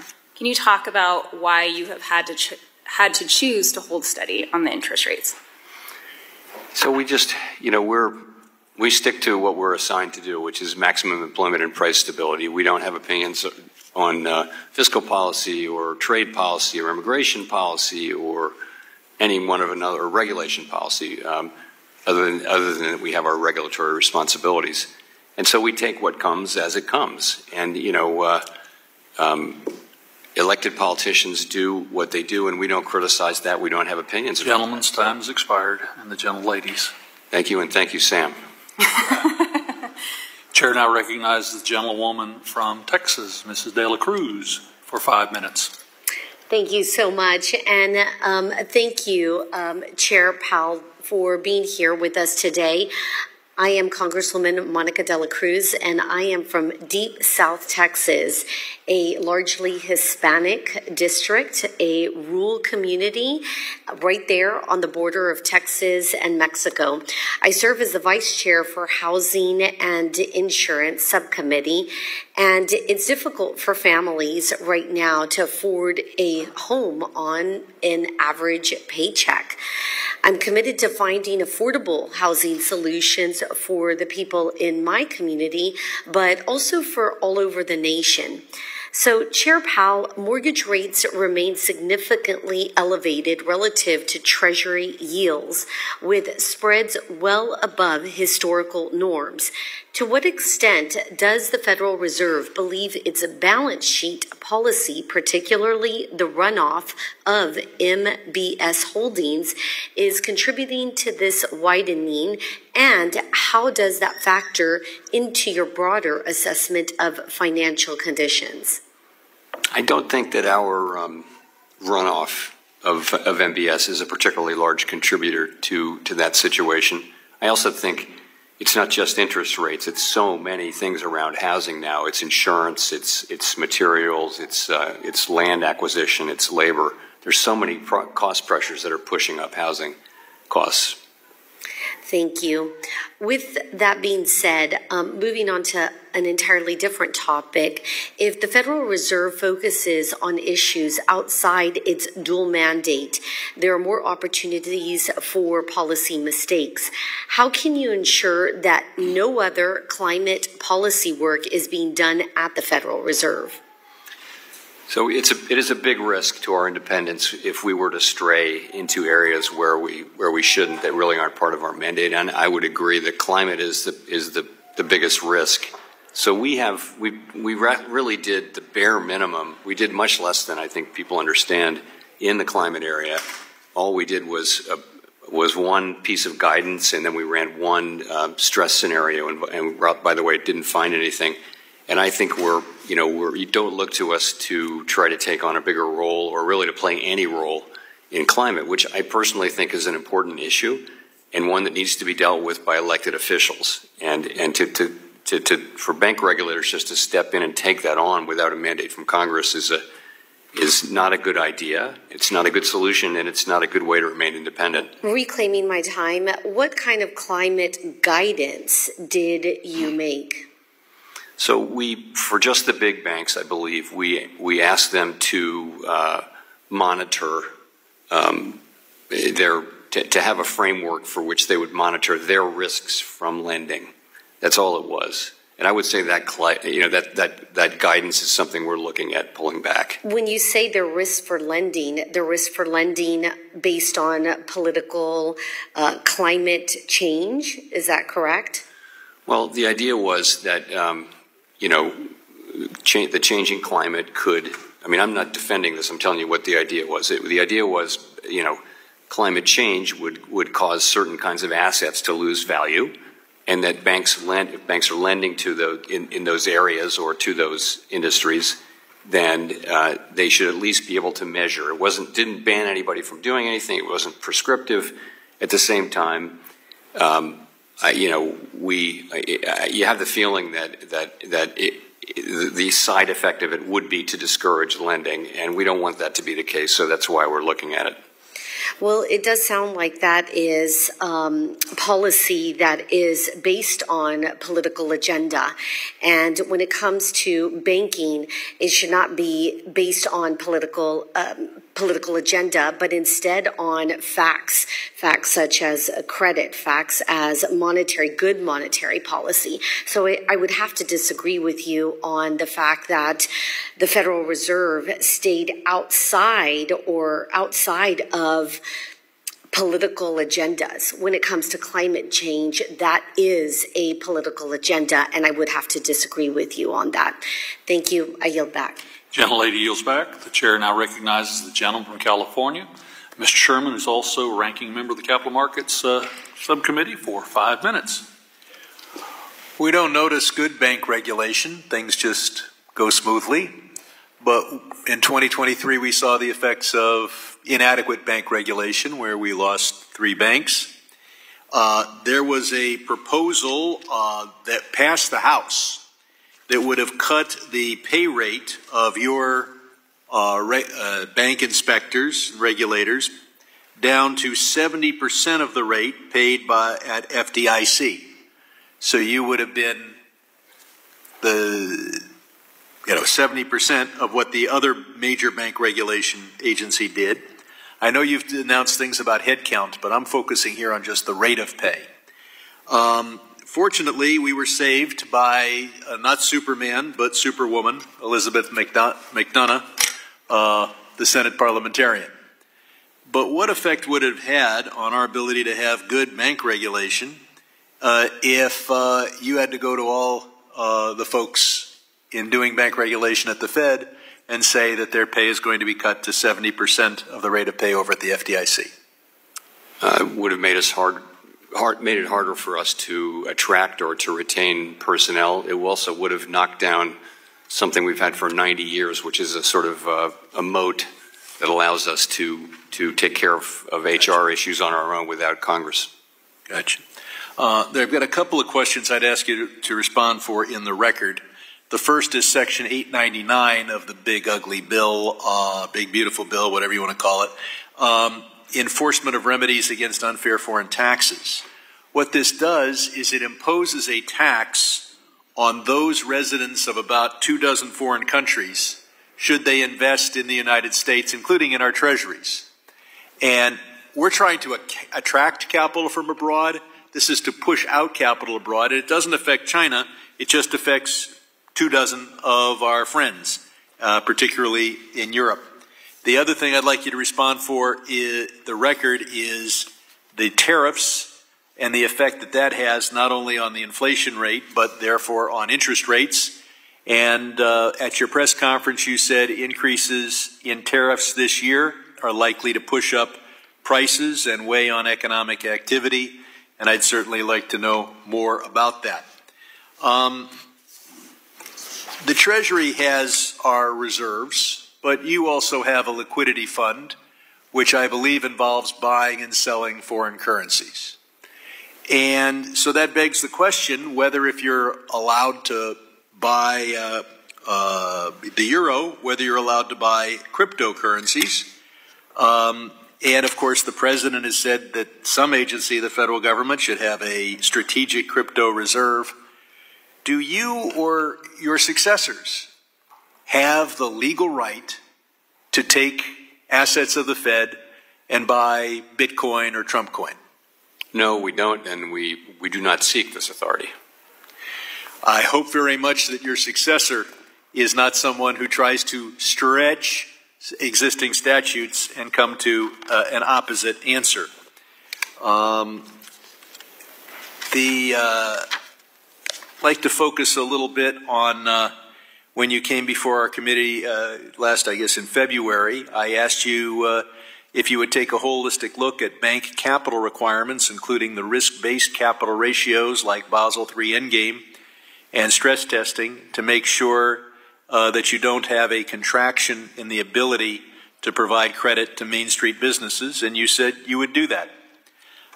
So my question this time is, how does the Fed plan to sequence the various capital requirement reform proposals that we expect to see in the coming months?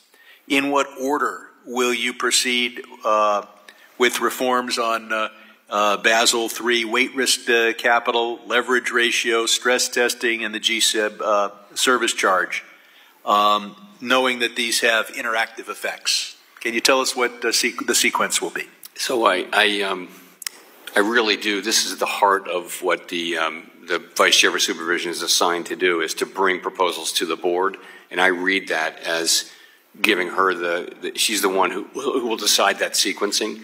You're right there. There are many things, and it's really up to her to decide what's the timing, what's the priority, and I don't actually know exactly what she's only been confirmed for a couple of weeks, so we're just getting going. With you as the head of the agency, even if she is supposed to decide the sequencing, that your agency would tell us what the sequencing is going to be, and understand how important it is for people to know what the order, those various regulations will have, and I yield back. Gentleman yields back. The chair now recognizes the gentleman from Iowa, Mr. Nunn, for 5 minutes. Well, thank you, Mr. Chairman, and thank you, Chairman Powell, for joining us again here. We have a saying, Iowa is nice, kind of boring. We want our Fed chairman to be just the same, and you're doing a great job at that. We appreciate it. Thank you. Nothing gets boring. We like that, too. Look, you have a lot of great staff that come from Iowa as well. I appreciate you having them on your team. We also want to recognize the fact that, folks in Iowa are still feeling the challenges of the last 4 years. We're middle America. It is the heartland of the country, but it also means that impacts that change things on the coast don't always get felt the same way in the Midwest. And so as a result, folks are stretching every dollar as they face everything from higher grocery prices, eggs, to trying to buy just that first car or even maybe that first home. And interest rates to them matter as they do everywhere else, but they're even more. Now, I will offer, the President has made great strides in making progress for Iowa families, and wage growth is moderating nationwide. Many Iowans still feel, though, that inflation spikes impact them. And with the President focused on rebuilding the middle class, I'd like to talk a little bit about how the Fed ensures that this heart of the heartland can feel the benefits of a soft landing as you've laid out. Oh, you're asking me how you will feel the benefits of the well, I would think pretty open-ended question. So I think, our goal is to keep the economy strong, the labor market strong, and price stability fully restored. So that's really what we can provide, is a long period of stable prices. And we define that as Chairman Greenspan used to, which is people can make economic decisions in their families and their jobs where they don't have to think about inflation all the time. And we're getting back closer to that place, but we're not quite there yet. That's the main thing we can now do. And once we restore price stability, very soundly, that gives us the ability to react more strongly to downturns in the economy without having to worry about inflation. And so that's, we have limited scope, but those are two very, very important things that we can deliver that benefit all families. I would agree. So I guess I would also like to focus here on the short term. The Fed Reserve has slightly lower rates to ease borrowing costs for rural communities, and long-term trade negotiations strengthen our global position. Would you agree that the agricultural sector in particular is vulnerable to both interest rates and recognize international markets? And how would the Fed evaluate the unintended consequences of policy on commodity-dependent economies in a state like Iowa? So we have a number of our Federal Reserve Bank presidents represent districts which have extensive agricultural operations and families and farms. And so we hear from them kind of all the time, but we hear from them in great detail around every FOMC meeting. And we understand that times, pretty challenging right now in the agricultural sector. We take that into account. Ultimately we're responsible for the aggregate level of the economy and for keeping inflation under control and maximum employment.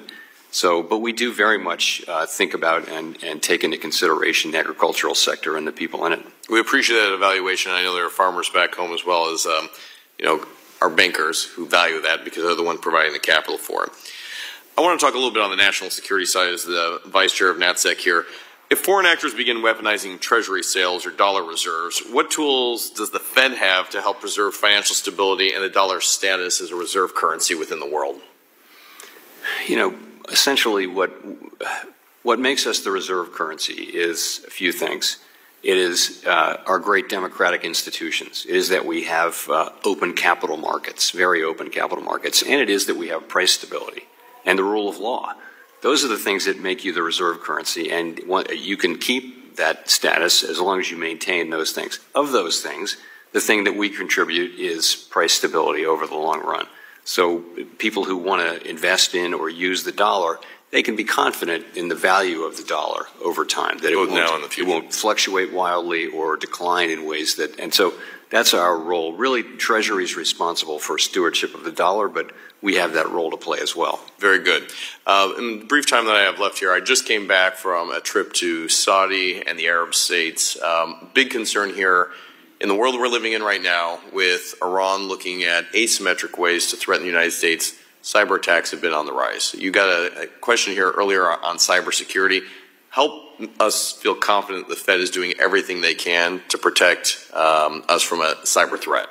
So our part of it is the financial sector and the institutions we regulate, and they spend a lot of time and money on cybersecurity. We spend a lot protecting ourselves, and there are other parts of the U.S. government that are very much involved in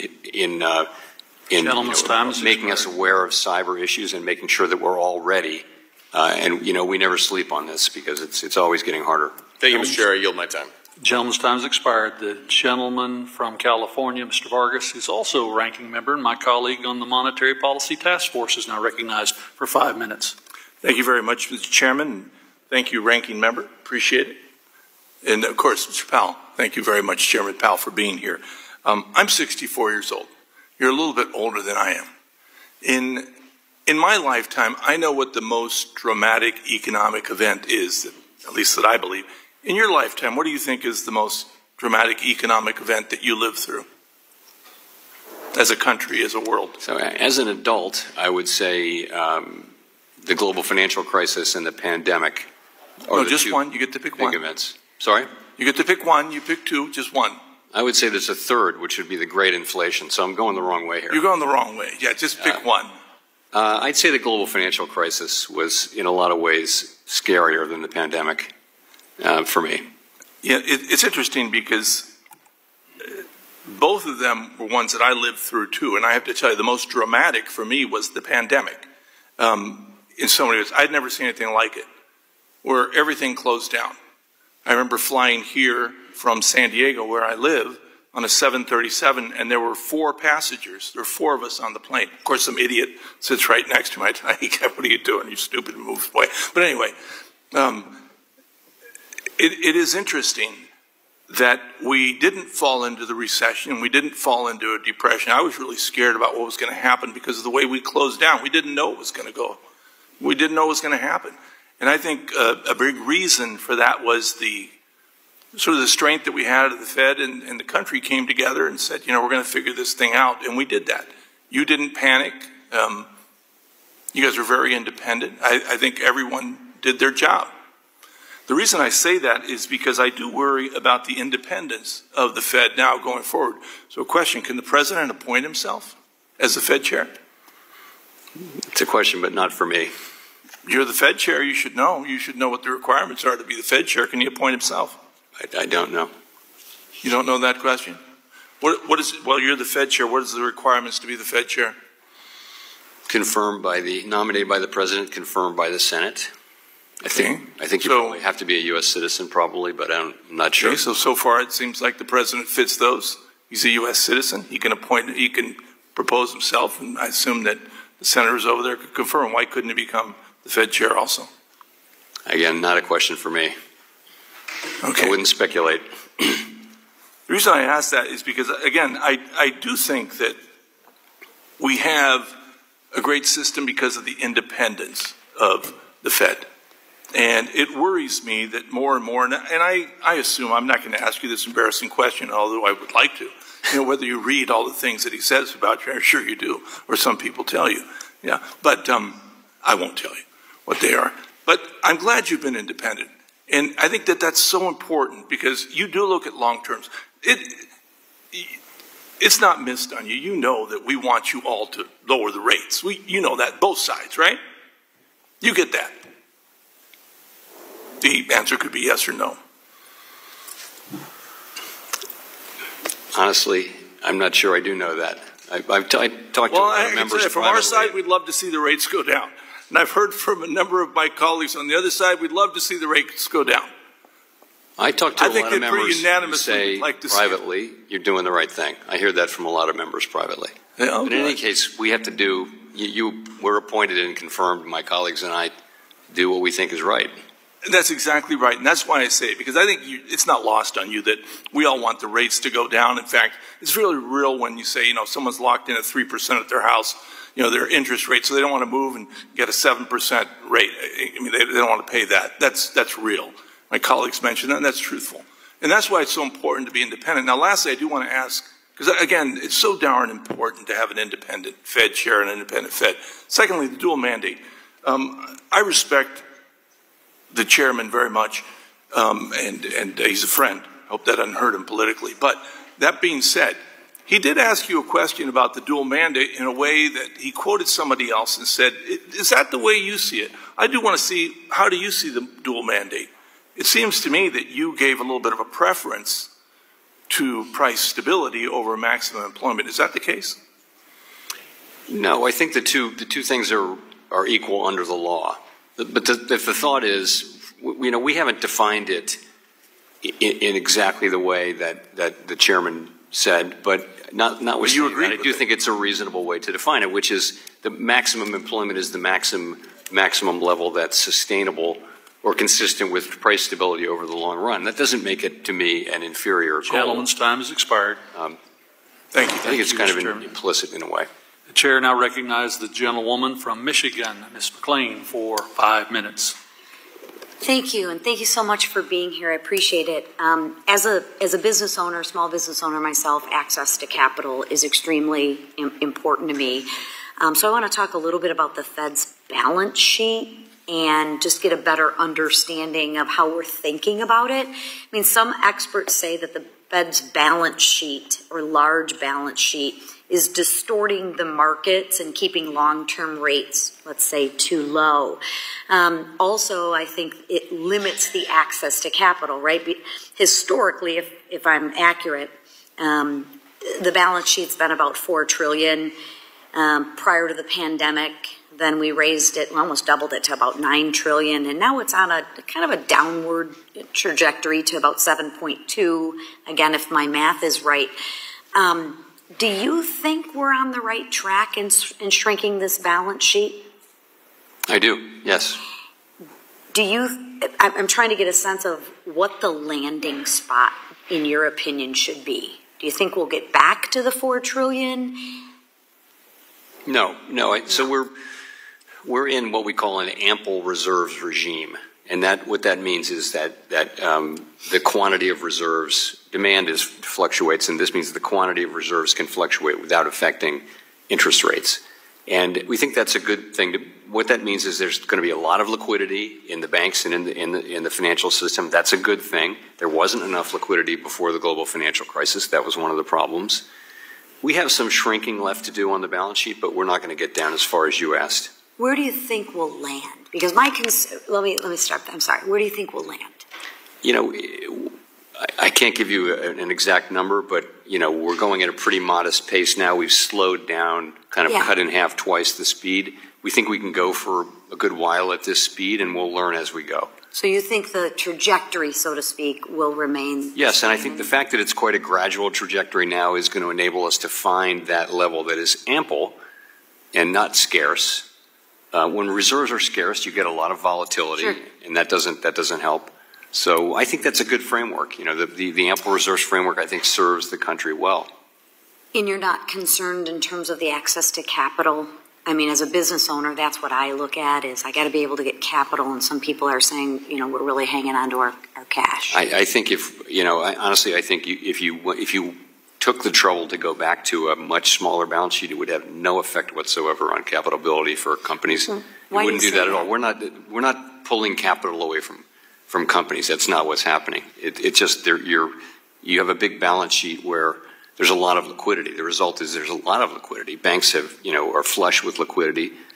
for the most part, and that actually enables lending. It probably wouldn't have much of an effect one way or the other if So you you're went back to a smaller balance sheet. So you're comfortable with the liquidity. You're comfortable with the access to capital. Excuse me. I mean, you know, we look at credit availability for smaller businesses, and you know, right now conditions are a little bit tight.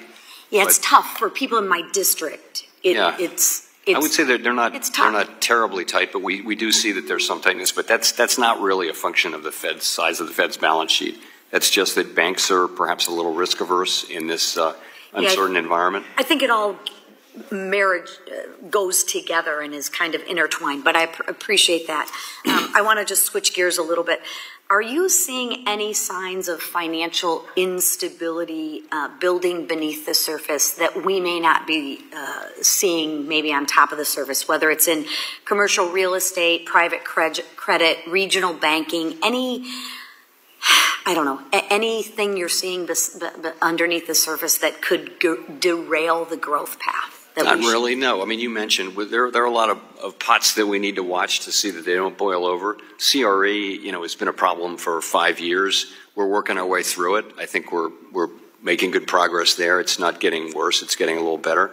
Private credit is, you know, has its real positive attributes. A lot of it's not funded by deposits, so it's not, as long as it's not funded by retail or by deposits, it's actually fine for financial stability, but it's a very big and fast-growing sector, and it hasn't been through a real downturn, and it's quite diverse, so I think it bears close watching. I mean, asset prices are high, but leverage is not particularly high for corporations and households historically.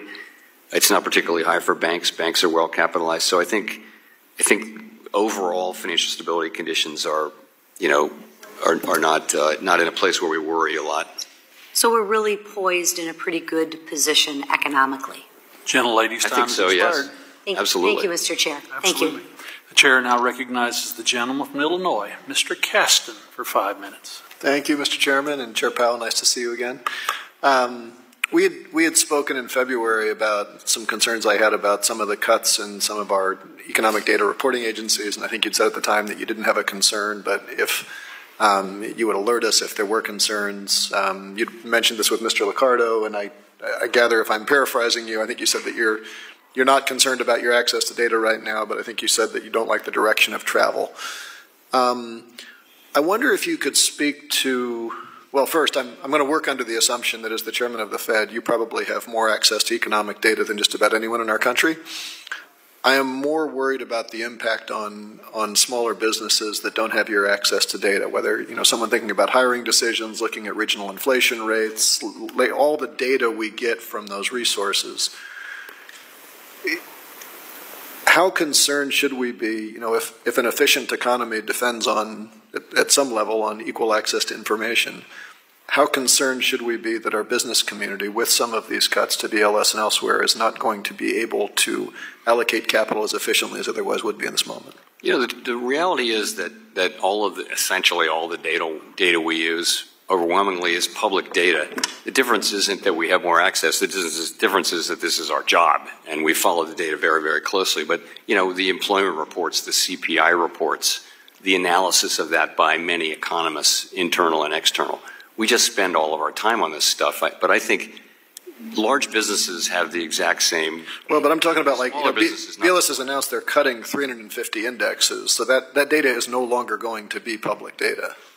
That's a different thing. Okay, so if you're asking about that, I don't want to say, and it wouldn't be true to say that we can't do our jobs with the data that we have now. That's just not true. The data overall, we get the data.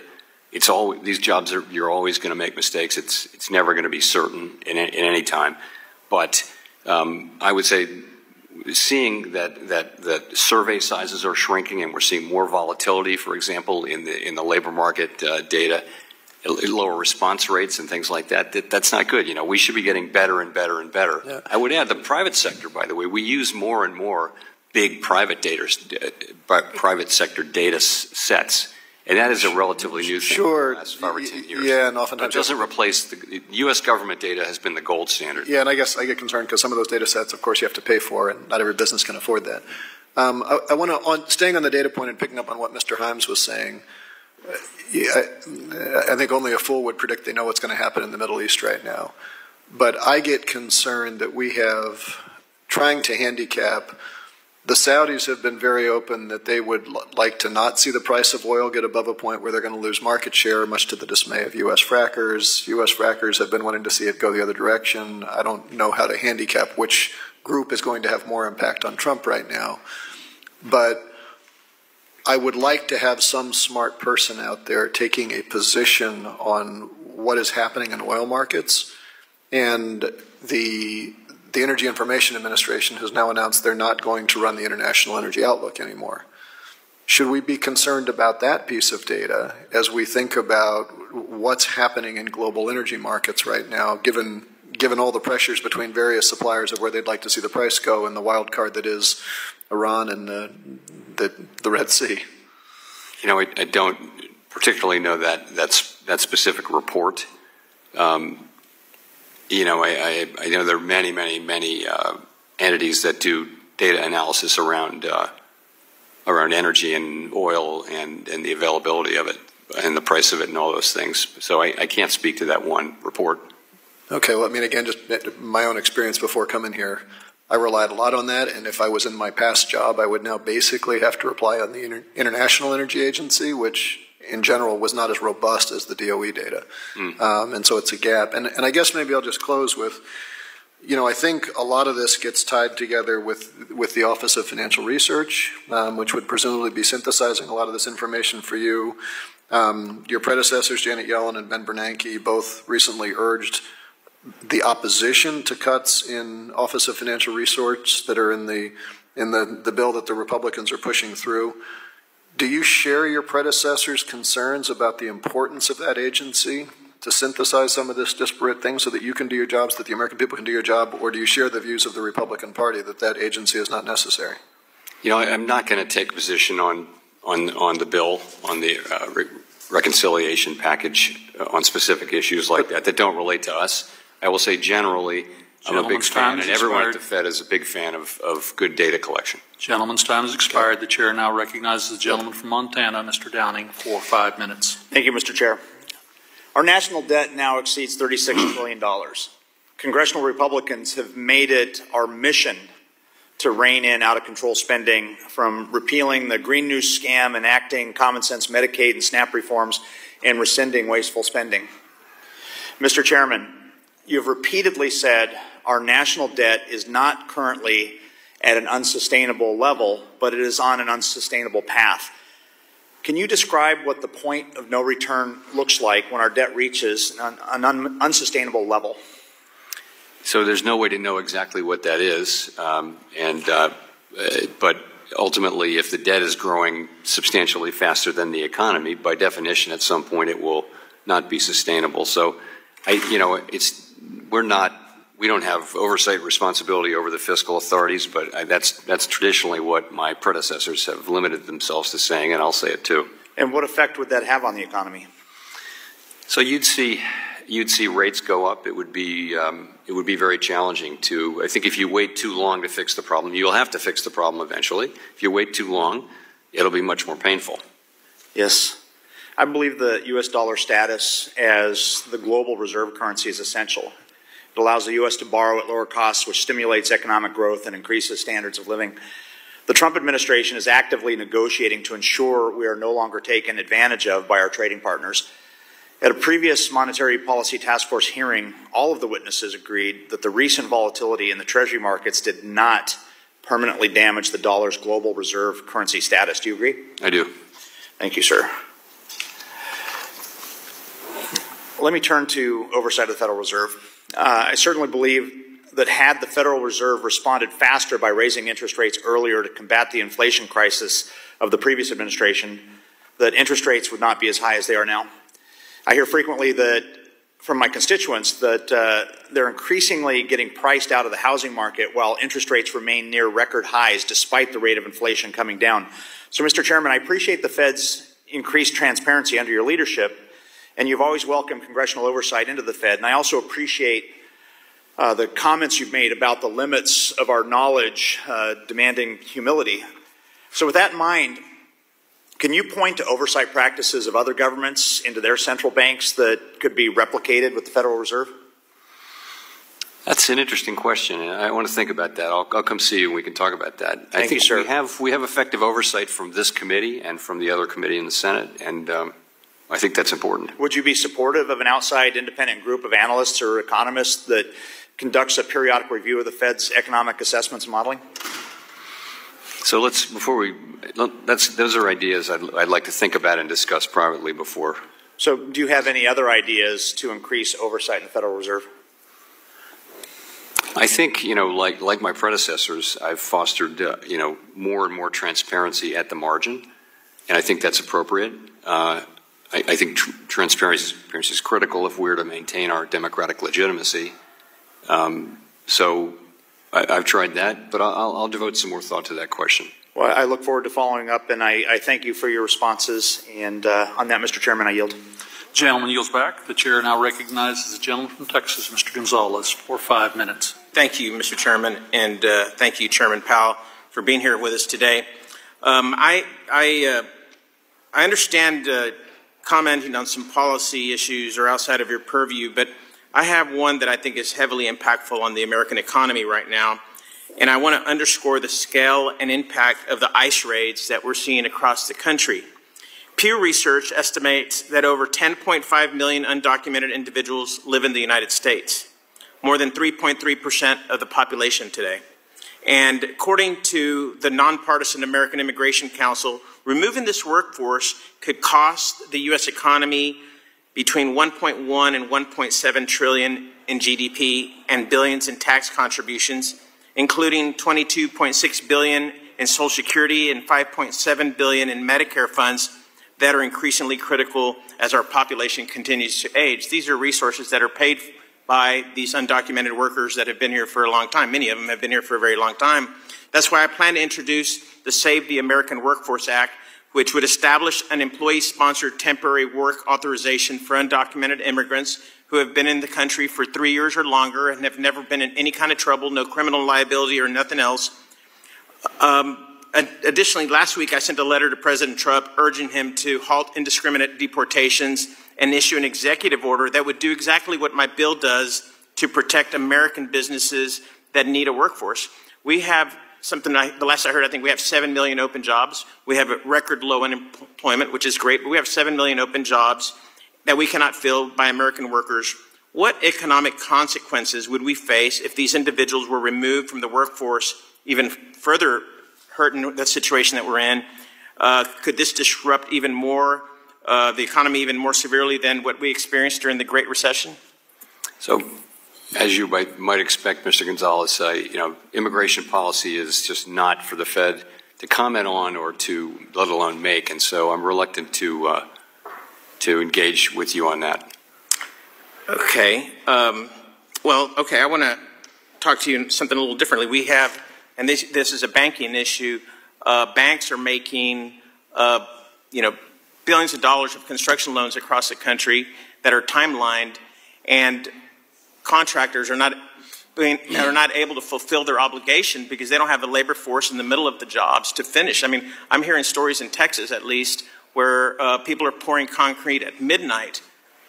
Are y'all having any kind of conversation with the administration on how this could impact the economy and our GDP? So we have very deep connections all over the country through the reserve banks, and we hear some of the same stories. But for us, we're not the policymakers here. We don't report this to the administration. We don't just publicly have a view on it. It just is what it is. So we're our responsibility. Maximum employment, price stability, many other factors affect those goals, but we don't make those goals. We don't make the policy in those extraneous areas, which include things like energy, for example, or immigration, or fiscal policy, or any number of things. We try to stick to our knitting because that's how we remain independent. Yeah. We're living such unconventional times that I would love to have that. It would be great if y'all were having those conversations in the administration.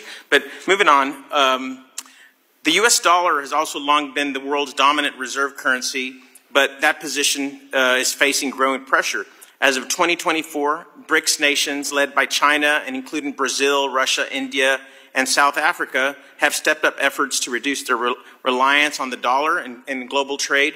China, for instance, has expanded the use of the yuan in energy transactions and cross-border payments, while BRICS is actively developing alternative payment systems that could erode the dollar's global role. At the same time, inconsistent and unpredictable economic policies from the White House have contributed to a drop in the dollar's value, now at its lowest level in 3 years. What risk does a weakening dollar pose to our economy, particularly to U.S. borrowing costs, inflation, financial stability, as China and BRIC nations expand their efforts to challenge the dollar's global dominance? So, by long agreement and custom and tradition, the Treasury Department has responsibility for the dollar and dollar stewardship. I would say we also, are involved in payments policy, and we're very aware. We and the other major economy central banks are very aware of other payment developments, and working on ideas to make sure that the payment systems that support the dollar and other other major currencies of the democracies are well supported by that infrastructure. Thank you. I yield back. Gentleman's time has expired. The chair now recognizes the gentleman from Florida, Mr. Ardopoulos, for 5 minutes. Thank you very much, Mr. Chairman. Thank you, Chairman Powell, for being here today and answering these questions for us. It's very much appreciated. Looking back over the last few years, I think the question a lot of people have been asking me as they really were suffering through the challenges with higher prices across the board. I know they got as high as over 9% inflation in 2022. And there was a lot of discussion about, was it Ukraine, was it transitory, was it post-COVID? What was the reason? As you look back now in those years, and this is your field of expertise, if you look back and you're teaching a history class, what would you blame the increase in prices on back at that time period? So I'll start with the fact that it was extremely global. So we saw there literally was a point at which not a single country in the world had inflation 2% or below. So it was everywhere. So you have to look to common factors. And I would say that the pandemic and the closing of the global economy and then the reopening of it, in all cases with some support, that's a big part of the story. Clearly, though, there's a role in that for fiscal policy. There's a role in that for monetary policy. And I like to think all of those factors were involved. And but when it happens everywhere in the world, you can't look to one thing. You got to look to something, a common factor, and I think that common factor is what happened around the pandemic. Sure, good. And build on that idea. I hate it Monday morning quarterback, but if you had to do it over again, you had this opportunity. As you know, the rates stayed pretty flat in 2021 as inflation creeped up. What would you do differently today if you had the opportunity to look back and make some changes? I have perfect hindsight in this. Yes, sir, if you had it, yeah. Sure. So clearly I would have raised rates a little earlier. I honestly don't believe it would have made much difference to the outcomes, but we would have looked a lot smarter. But that's something I would have done. The other thing is, ultimately, we did get all the way back to 2% inflation just about without having a big increase in employment. So that was not at all expected. So I don't know how that would have affected my behavior, but somehow things really came out much better than everyone had anticipated. Was that it would take high unemployment to restore inflation, but it didn't. And the other pressure point that I hear a lot of people talking about is this idea of the tariff issue. I've heard for months now that the sky is falling, but it seems at this point at least that the inflation rate is pretty steady. And how many months of steadiness do you need before you might look at an even larger rate cut from the 4.33 I think we have today? Yeah, so you're right. Inflation, the non-tariff parts of inflation that we've been working on for 3-4 years are behaving really well. And that was our forecast, but it's good to see it coming true. I would say we expected that tariffs take a while to work their way through the distribution chain, several months. And I would say we would expect to see meaningful effects, kind of June, July, August. And if we don't, we'll be learning something. We have a highly adaptive, flexible economy, and it's certainly a possibility that the tariffs that we expect will come through in a much smaller level. We can't know that until we actually see it. But I think we'll be learning as we go, and if we see that, then that would lead us to want to cut earlier. The other thing that would lead us to want to cut earlier is if we actually did see some weakness in the labor market of a troubling nature, and we don't see that. Those are the two things we'll be looking for. And the last question I'd ask is, at that same time period where, as you put it, the global issue of inflation, I get that, but at the same time period, there's pretty radical increase in spending in 2021 by the federal government. What factor did that play in the inflation level? Certainly a factor, I would say. As I mentioned, fiscal policy definitely played a role.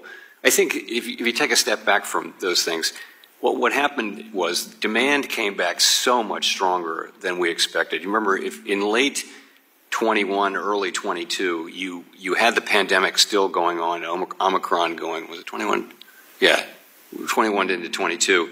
And demand was just much stronger than people expected. And by the way, the supply side was much slower to recover. So that's the labor force, that's all of the snarled up supply chains. The supply side took a long time to recover, and demand was much stronger. That story created the high inflation. Behind that, fiscal policy played a role, the spending did, monetary policy played a role. And the pandemic. But you would agree that the government spending did play a significant role in that as well? Yeah, I would say that. Okay, yeah. Thank you. Thank you, Mr. Chairman. Gentleman yields back. The chair now recognizes the gentleman from Illinois, Mr. Foster, who's also ranking member of the Financial Institutions Subcommittee for 5 minutes. Thank you, Mr. Chair. Following up actually on Rep. Gonzalez's line of questioning, so in addition to your dual mandate, do you believe that that preserving the U.S. dollar and the primacy of the U.S. dollar is part of your job description? I think it's something, it's not formally part of our job, but yes, it's something that we care about, and we certainly wouldn't want to undermine that. But that's really, Treasury has the primary role around the dollar. That's been the case for some time now. Yeah, I was just wondering how you deal with the sort of worldwide drop in investor confidence in dollar-denominated assets. Frankly, due to a president who kind of disregards conventional economic theory and whose answer to nearly every question seems to be, "Well, I haven't decided yet," or "Maybe I'll give you an answer in a couple weeks." Maybe I'll just comment. It must be challenging. Now, one of the things I've been very concerned about is, in terms of the job market, is artificial intelligence and the coming impact there. We're seeing predictions by the leaders of the leading AI firms that within 1 to 2 years, a majority of entry-level white-collar jobs will be gone. And there are products that are being released to market that propose to do pretty much exactly that, and I anticipate pretty high uptake of those things to essentially eliminate back office operations in small businesses, things like that, or intermediate sized businesses. And we're already seeing layoffs in the big tech firms. Microsoft had a big round of layoffs where 40% were computer coders and maybe another 20% supervisors of computer coders. And so I was just wondering, what sort of analysis is the Federal Reserve doing about that job shock, and how is it going to affect your dual mandate when it lands, perhaps as early as the next year or two? So I think economists everywhere are doing work analyzing the potential implications of AI for employment and some of the very things that you mentioned. And we're certainly both consumers and producers of that kind of research.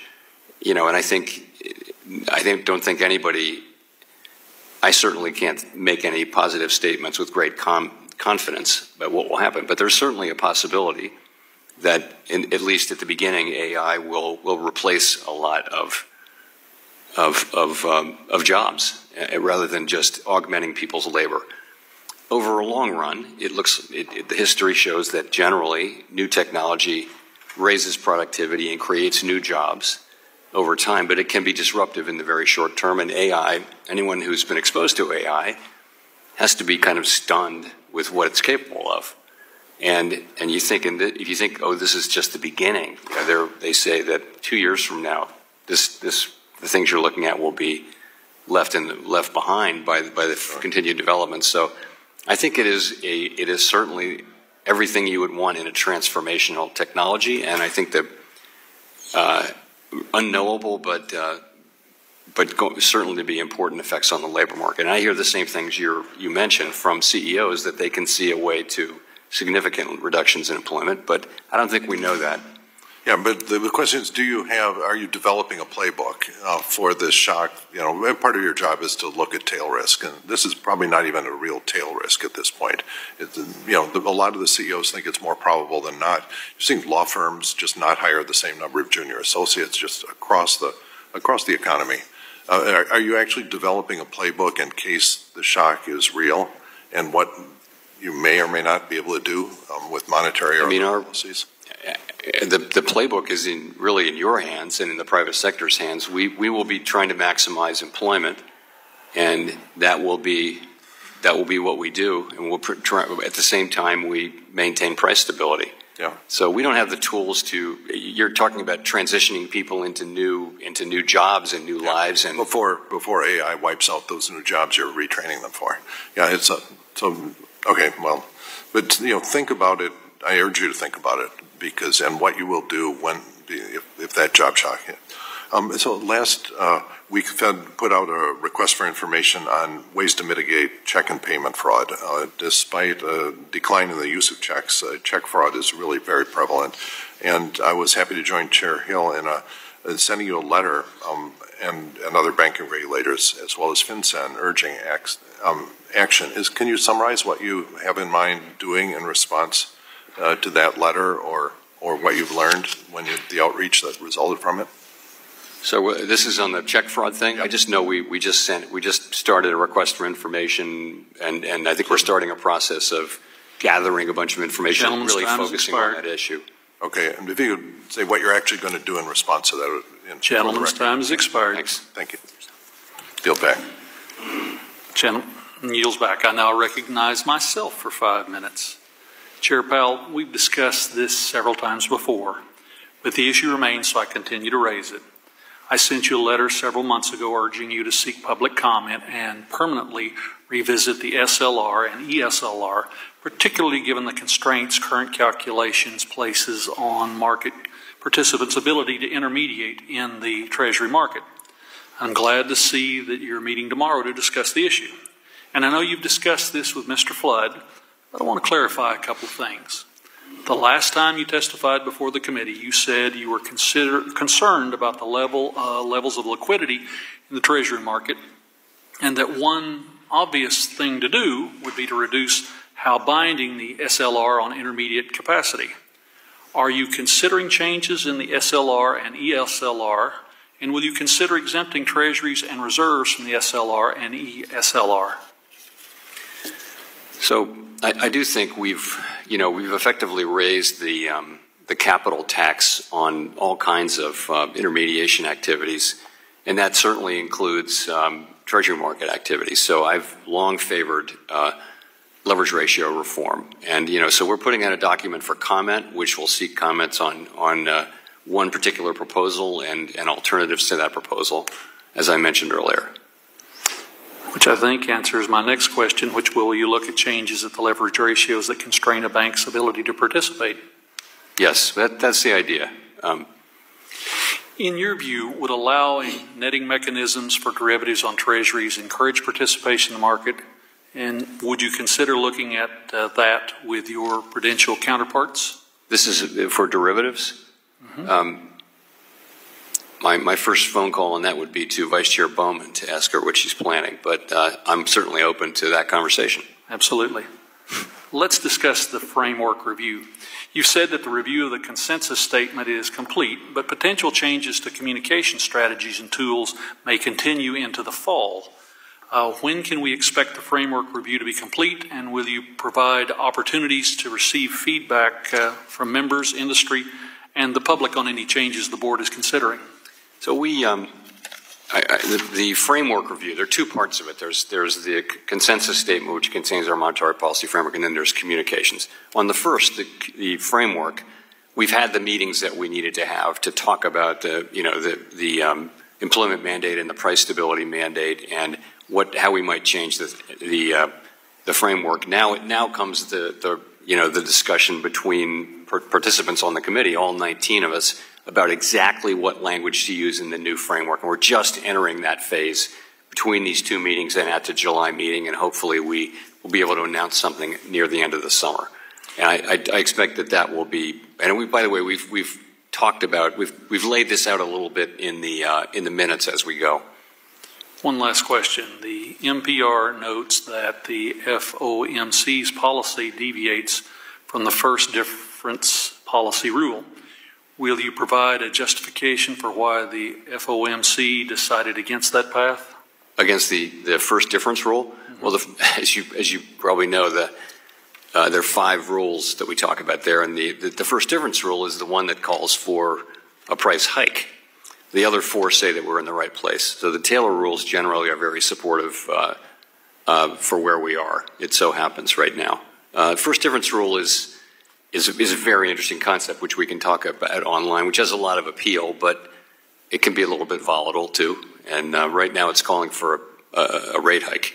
The other 4 are calling for us to hold our policy where it is. The irony. Thank you, Mr. Chairman. I yield back the balance of my time, and I turn to the gentleman from Oregon, Mr. Bynum, for 5 minutes. Ms. Bynum for 5 minutes. All right. Thank you, Mr. Chair. I want to start off with just kind of a foundational belief I have. This big, beautiful bill is trash, and it's actually increasing our costs. But thank you for being here today. I was just back home and saw firsthand that businesses across the country, across my state, are worried about inflation and rising costs. And particularly for our state where we make chips, we import, export agriculture, and we have apparel. So just want to level set there. My Republican colleagues have actually been focused today on asking you to lower interest rates, but they're seeming to ignore the market chaos that the president has caused. So my first question is, it's my understanding that one of the key responsibilities of the chair of the Federal Reserve is to stabilize prices and fight inflation. Is that right? Yes. By my count, the President Trump, has changed or announced a new tariff or a delay of previously announced tariffs 19 times. And so has the president's ever-changing tariff made it easier or harder to stabilize prices and fight inflation? So I by practice, never comment on things the president does or says. Has the administration's policies on tariffs... Or the administration. Has the change in policy on tariffs made it easier or harder? So it's not up to us to judge these changes. These are things that elected politicians get elected and do, and it's just not our job. You know, our job is to provide stable prices and maximum employment to the public, and that's what we do. So we do expect there will be a set of price increases from some of the price increases from tariffs will flow through to the consumer. We don't know whether that will be persistent or how large it will be, and so right now we're kind of in watch and wait mood until we have a better sense.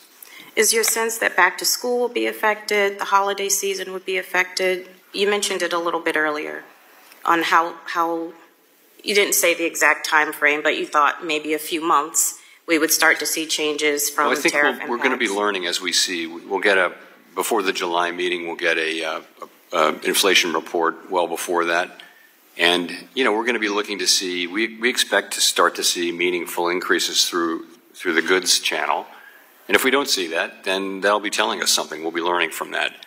And by the way, we'll also be looking at the labor market. If it weakens unexpectedly, we'll be looking at that too.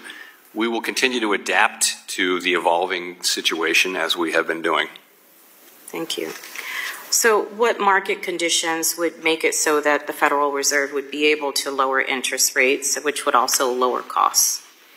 Yeah, so as I just mentioned, I would say if we were to see that inflation is not coming through as our forecast and other public forecasts have suggested, that would push us in the direction of being able to cut sooner. Also, if the labor market were to weaken, that would push us in the direction of being able to cut sooner. I think if the opposite happens, if the labor market remains strong and we do see higher inflation, I think we will still get around to cutting, but it would be later rather than sooner. What do you think American families are expecting from the Federal Reserve? Stable prices and maximum employment. That's what we want to deliver. And, you know, we want people to feel so confident of price stability that they never think about inflation. That's where we were for a very long time. And we've made a lot of progress back to that place, but we're not quite there yet. And we're gonna finish that job.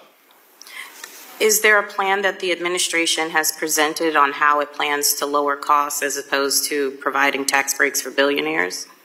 Again, it's really not up to me to discuss the administration's priorities or policies. I'm going to quickly switch gears here. It seems to me like you're under a lot of pressure from the president to address the national debt. True, false? Sorry? Are you under pressure from the president to address the national debt? So our role is maximum employment and price stability. Fiscal policy is the responsibility of Congress, and so it's not really within our ambit. I think that despite all of the talk about national debt, this big, beautiful trash bill, continuing to do that will actually raise the national debt. So thank you for answering the questions today and continuing to work to lower costs. And the lady's time has expired. Thank you. Thank you. The chair now recognizes the gentleman from Kentucky, Mr. Barr, who is chairman of the subcommittee on financial institutions, for 5 minutes. Thank you, Mr. Chairman, and thank you, Chairman Powell, for the generosity of your time. We're at the witching hour, but appreciate your endurance. And with respect to my friends, the gentlelady's line of questioning, would a recession that would potentially result from a massive tax increase, a $4 trillion tax increase, would a recession help the debt and deficit picture? No. Tax receipts would go down and all that. Yeah, so I think this sky is falling scenario about the one big beautiful bill, we have to put into context, and I'm not asking you, Chairman Powell, to comment on this, but this is my editorial response to my colleague. A massive $4.5 trillion tax increase that would put us into a recession is not a recipe for fiscal discipline. Chairman Powell, let me switch gears to tariffs. Governor Waller argued in a speech earlier this month that tariffs might result in just a one-time price increase as opposed to increasing long-term inflation expectations, especially since this Congress has not pumped massive spending into the economy as Democrats did under President Biden. On this issue of a one-time price increase versus inflation expectations, do you generally agree with Governor Waller's analysis? So I do agree that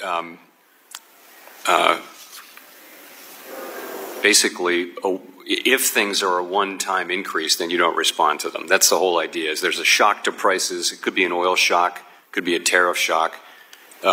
Generally speaking, you don't respond if you are highly confident that it will just be a one-time shock. I think the current situation, though, is a complicated one, and I think a number of my colleagues and I feel like it's a decision we need to take with some care. And the reason is because, you know, we're not at price stability in 2018 and 19 when the president's tariffs were put into place. Not only did we not raise rates, we cut rates 3 times that year because the tariffs were so much smaller. These tariffs are many times larger, and they do raise kind of more concern. In 2019, we hadn't had high inflation in 30 years. Now we're only a few years reduced away from high inflation. So we think that they may well prove to be a one-time thing, but in the meantime, it's a decision we want to approach with some care. I think we've made a lot of progress towards getting closer to that 2% goal. Does the Fed take into account the disinflationary fiscal policies like supply-side tax cuts, deregulation, and more energy production that could be a counterweight to whatever one-time price increase that might materialize as a result of tariffs? So we look at aggregate inflation, not any particular kind, and I'm very gratified at the performance of services inflation, which has come down now. That was the very sticky inflation. So I think overall the inflation picture is actually pretty positive. Chairman Powell, we're looking forward to this rulemaking later this week addressing Treasury market liquidity. Can you talk about how banks are constrained from holding U.S. Treasuries and other low-risk assets on their balance sheet as a result of these restrictive leverage ratios? Yes, when banks are bound by the leverage ratio, when that's the binding capital constraint, then that's going to make low risk, low return assets, something you don't want to hold. And so lots of fairly low risk intermediation, including treasury market intermediation, gets taxed to the point with capital requirements that you just see less of it. So I've always thought that it would be better if we had a leverage ratio that it was a backstop rather than the binding thing, and that's what this proposal is going to do. Well, let me preemptively thank you and Vice Chair of Supervision Bowman for working on SLR reform to accommodate more bank holdings of treasuries to stabilize our treasury markets. Finally, I'm pleased to see that the Fed join its interagency counterparts and announce that you no longer plan to consider reputational risk in your examination process. Senator Scott and I introduced the FIRM Act to stop the weaponization of the supervision process, to stop the targeting of politically unfashionable groups. Our bill requires regulators to focus on the true risks as opposed to political factors. What was the Federal Reserve's thought process in implementing this common sense reform? That it's common sense. And, I think this is an area where we learned over the last couple of years that there really was a problem here. The reports were louder and louder and more troubling. So we just thought, let's take this off the table. It may have been unintentional on the part of banks that there was so much. It was just such a gentleman's time has expired. Fraught issue that banks turned away people which they didn't intend to discriminate. That's what the banks. Thank you for helping to depoliticize the banking system. Membership. We will recognize Mr. Torres and Mr. Loudermilk, then adjourn for our 1 p.m. agreed to hard stop time. And with that, the gentleman from New York, Mr. Torres, is recognized for 5 minutes. Thank you, Chair Powell. You spoke about elevated uncertainty and declining sentiment in the U.S. economy. Do you believe, as I do, that the economy would be in a better position but for the elevated uncertainty and declining sentiment created by the Trump tariffs?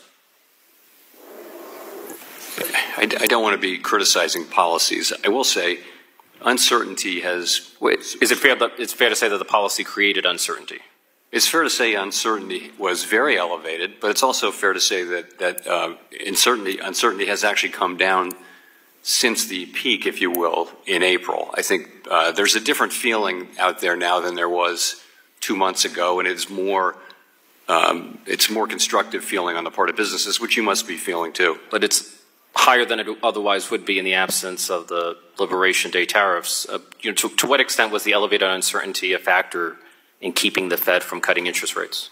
So I think that's part of it. The truth is, we were cutting rates, and we paused in January and haven't cut rates since.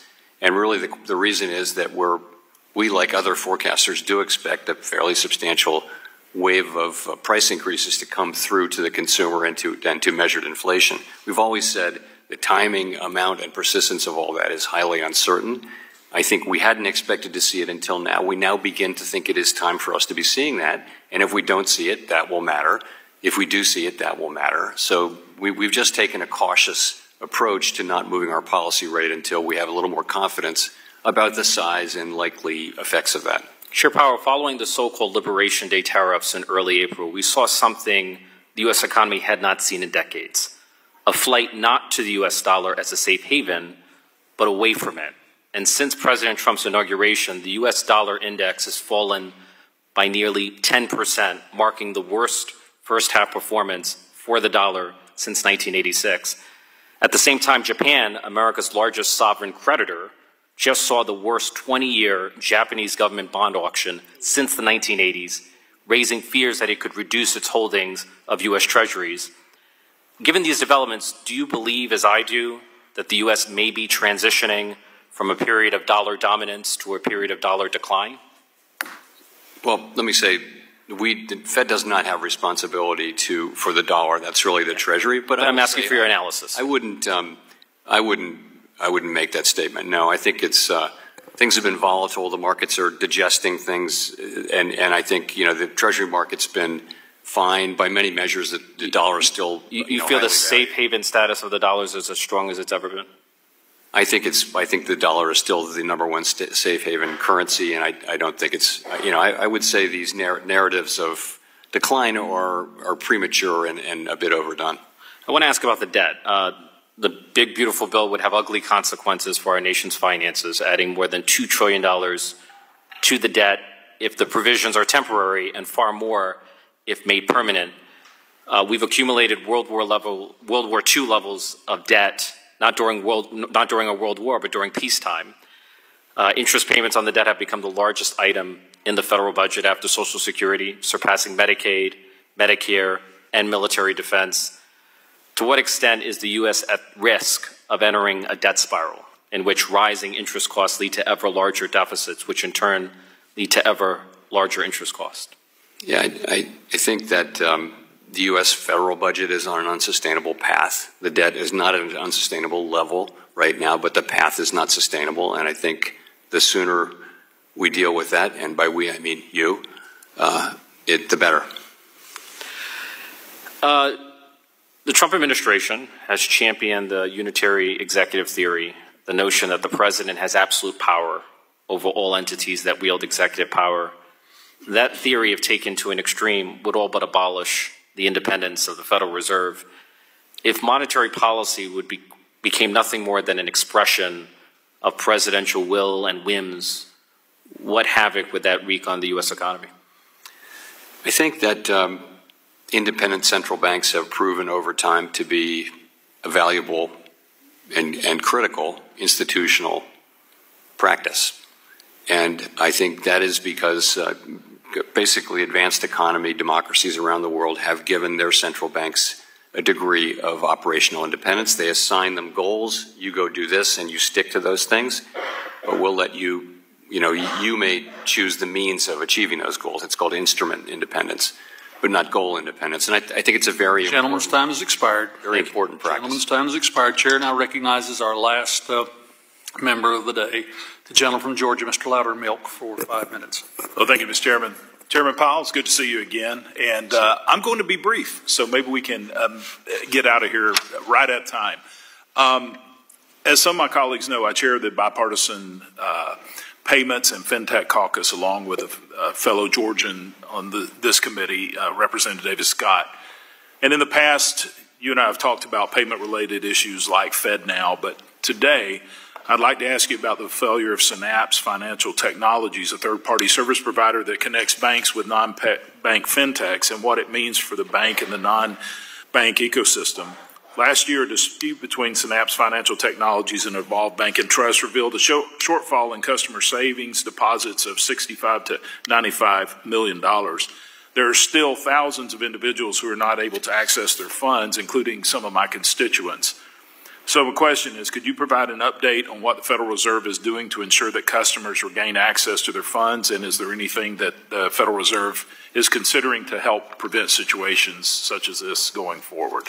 So I don't have a lot of specifics for you on that. I am assured that we're still very much doing everything we can to try to get people their money back and to avoid similar occurrences. Okay. Well, I said I was going to be brief, and that was a brief answer. So with that, I yield back, Mr. Chair. The gentleman yields back. The chair would like to thank Chairman Powell for his testimony today.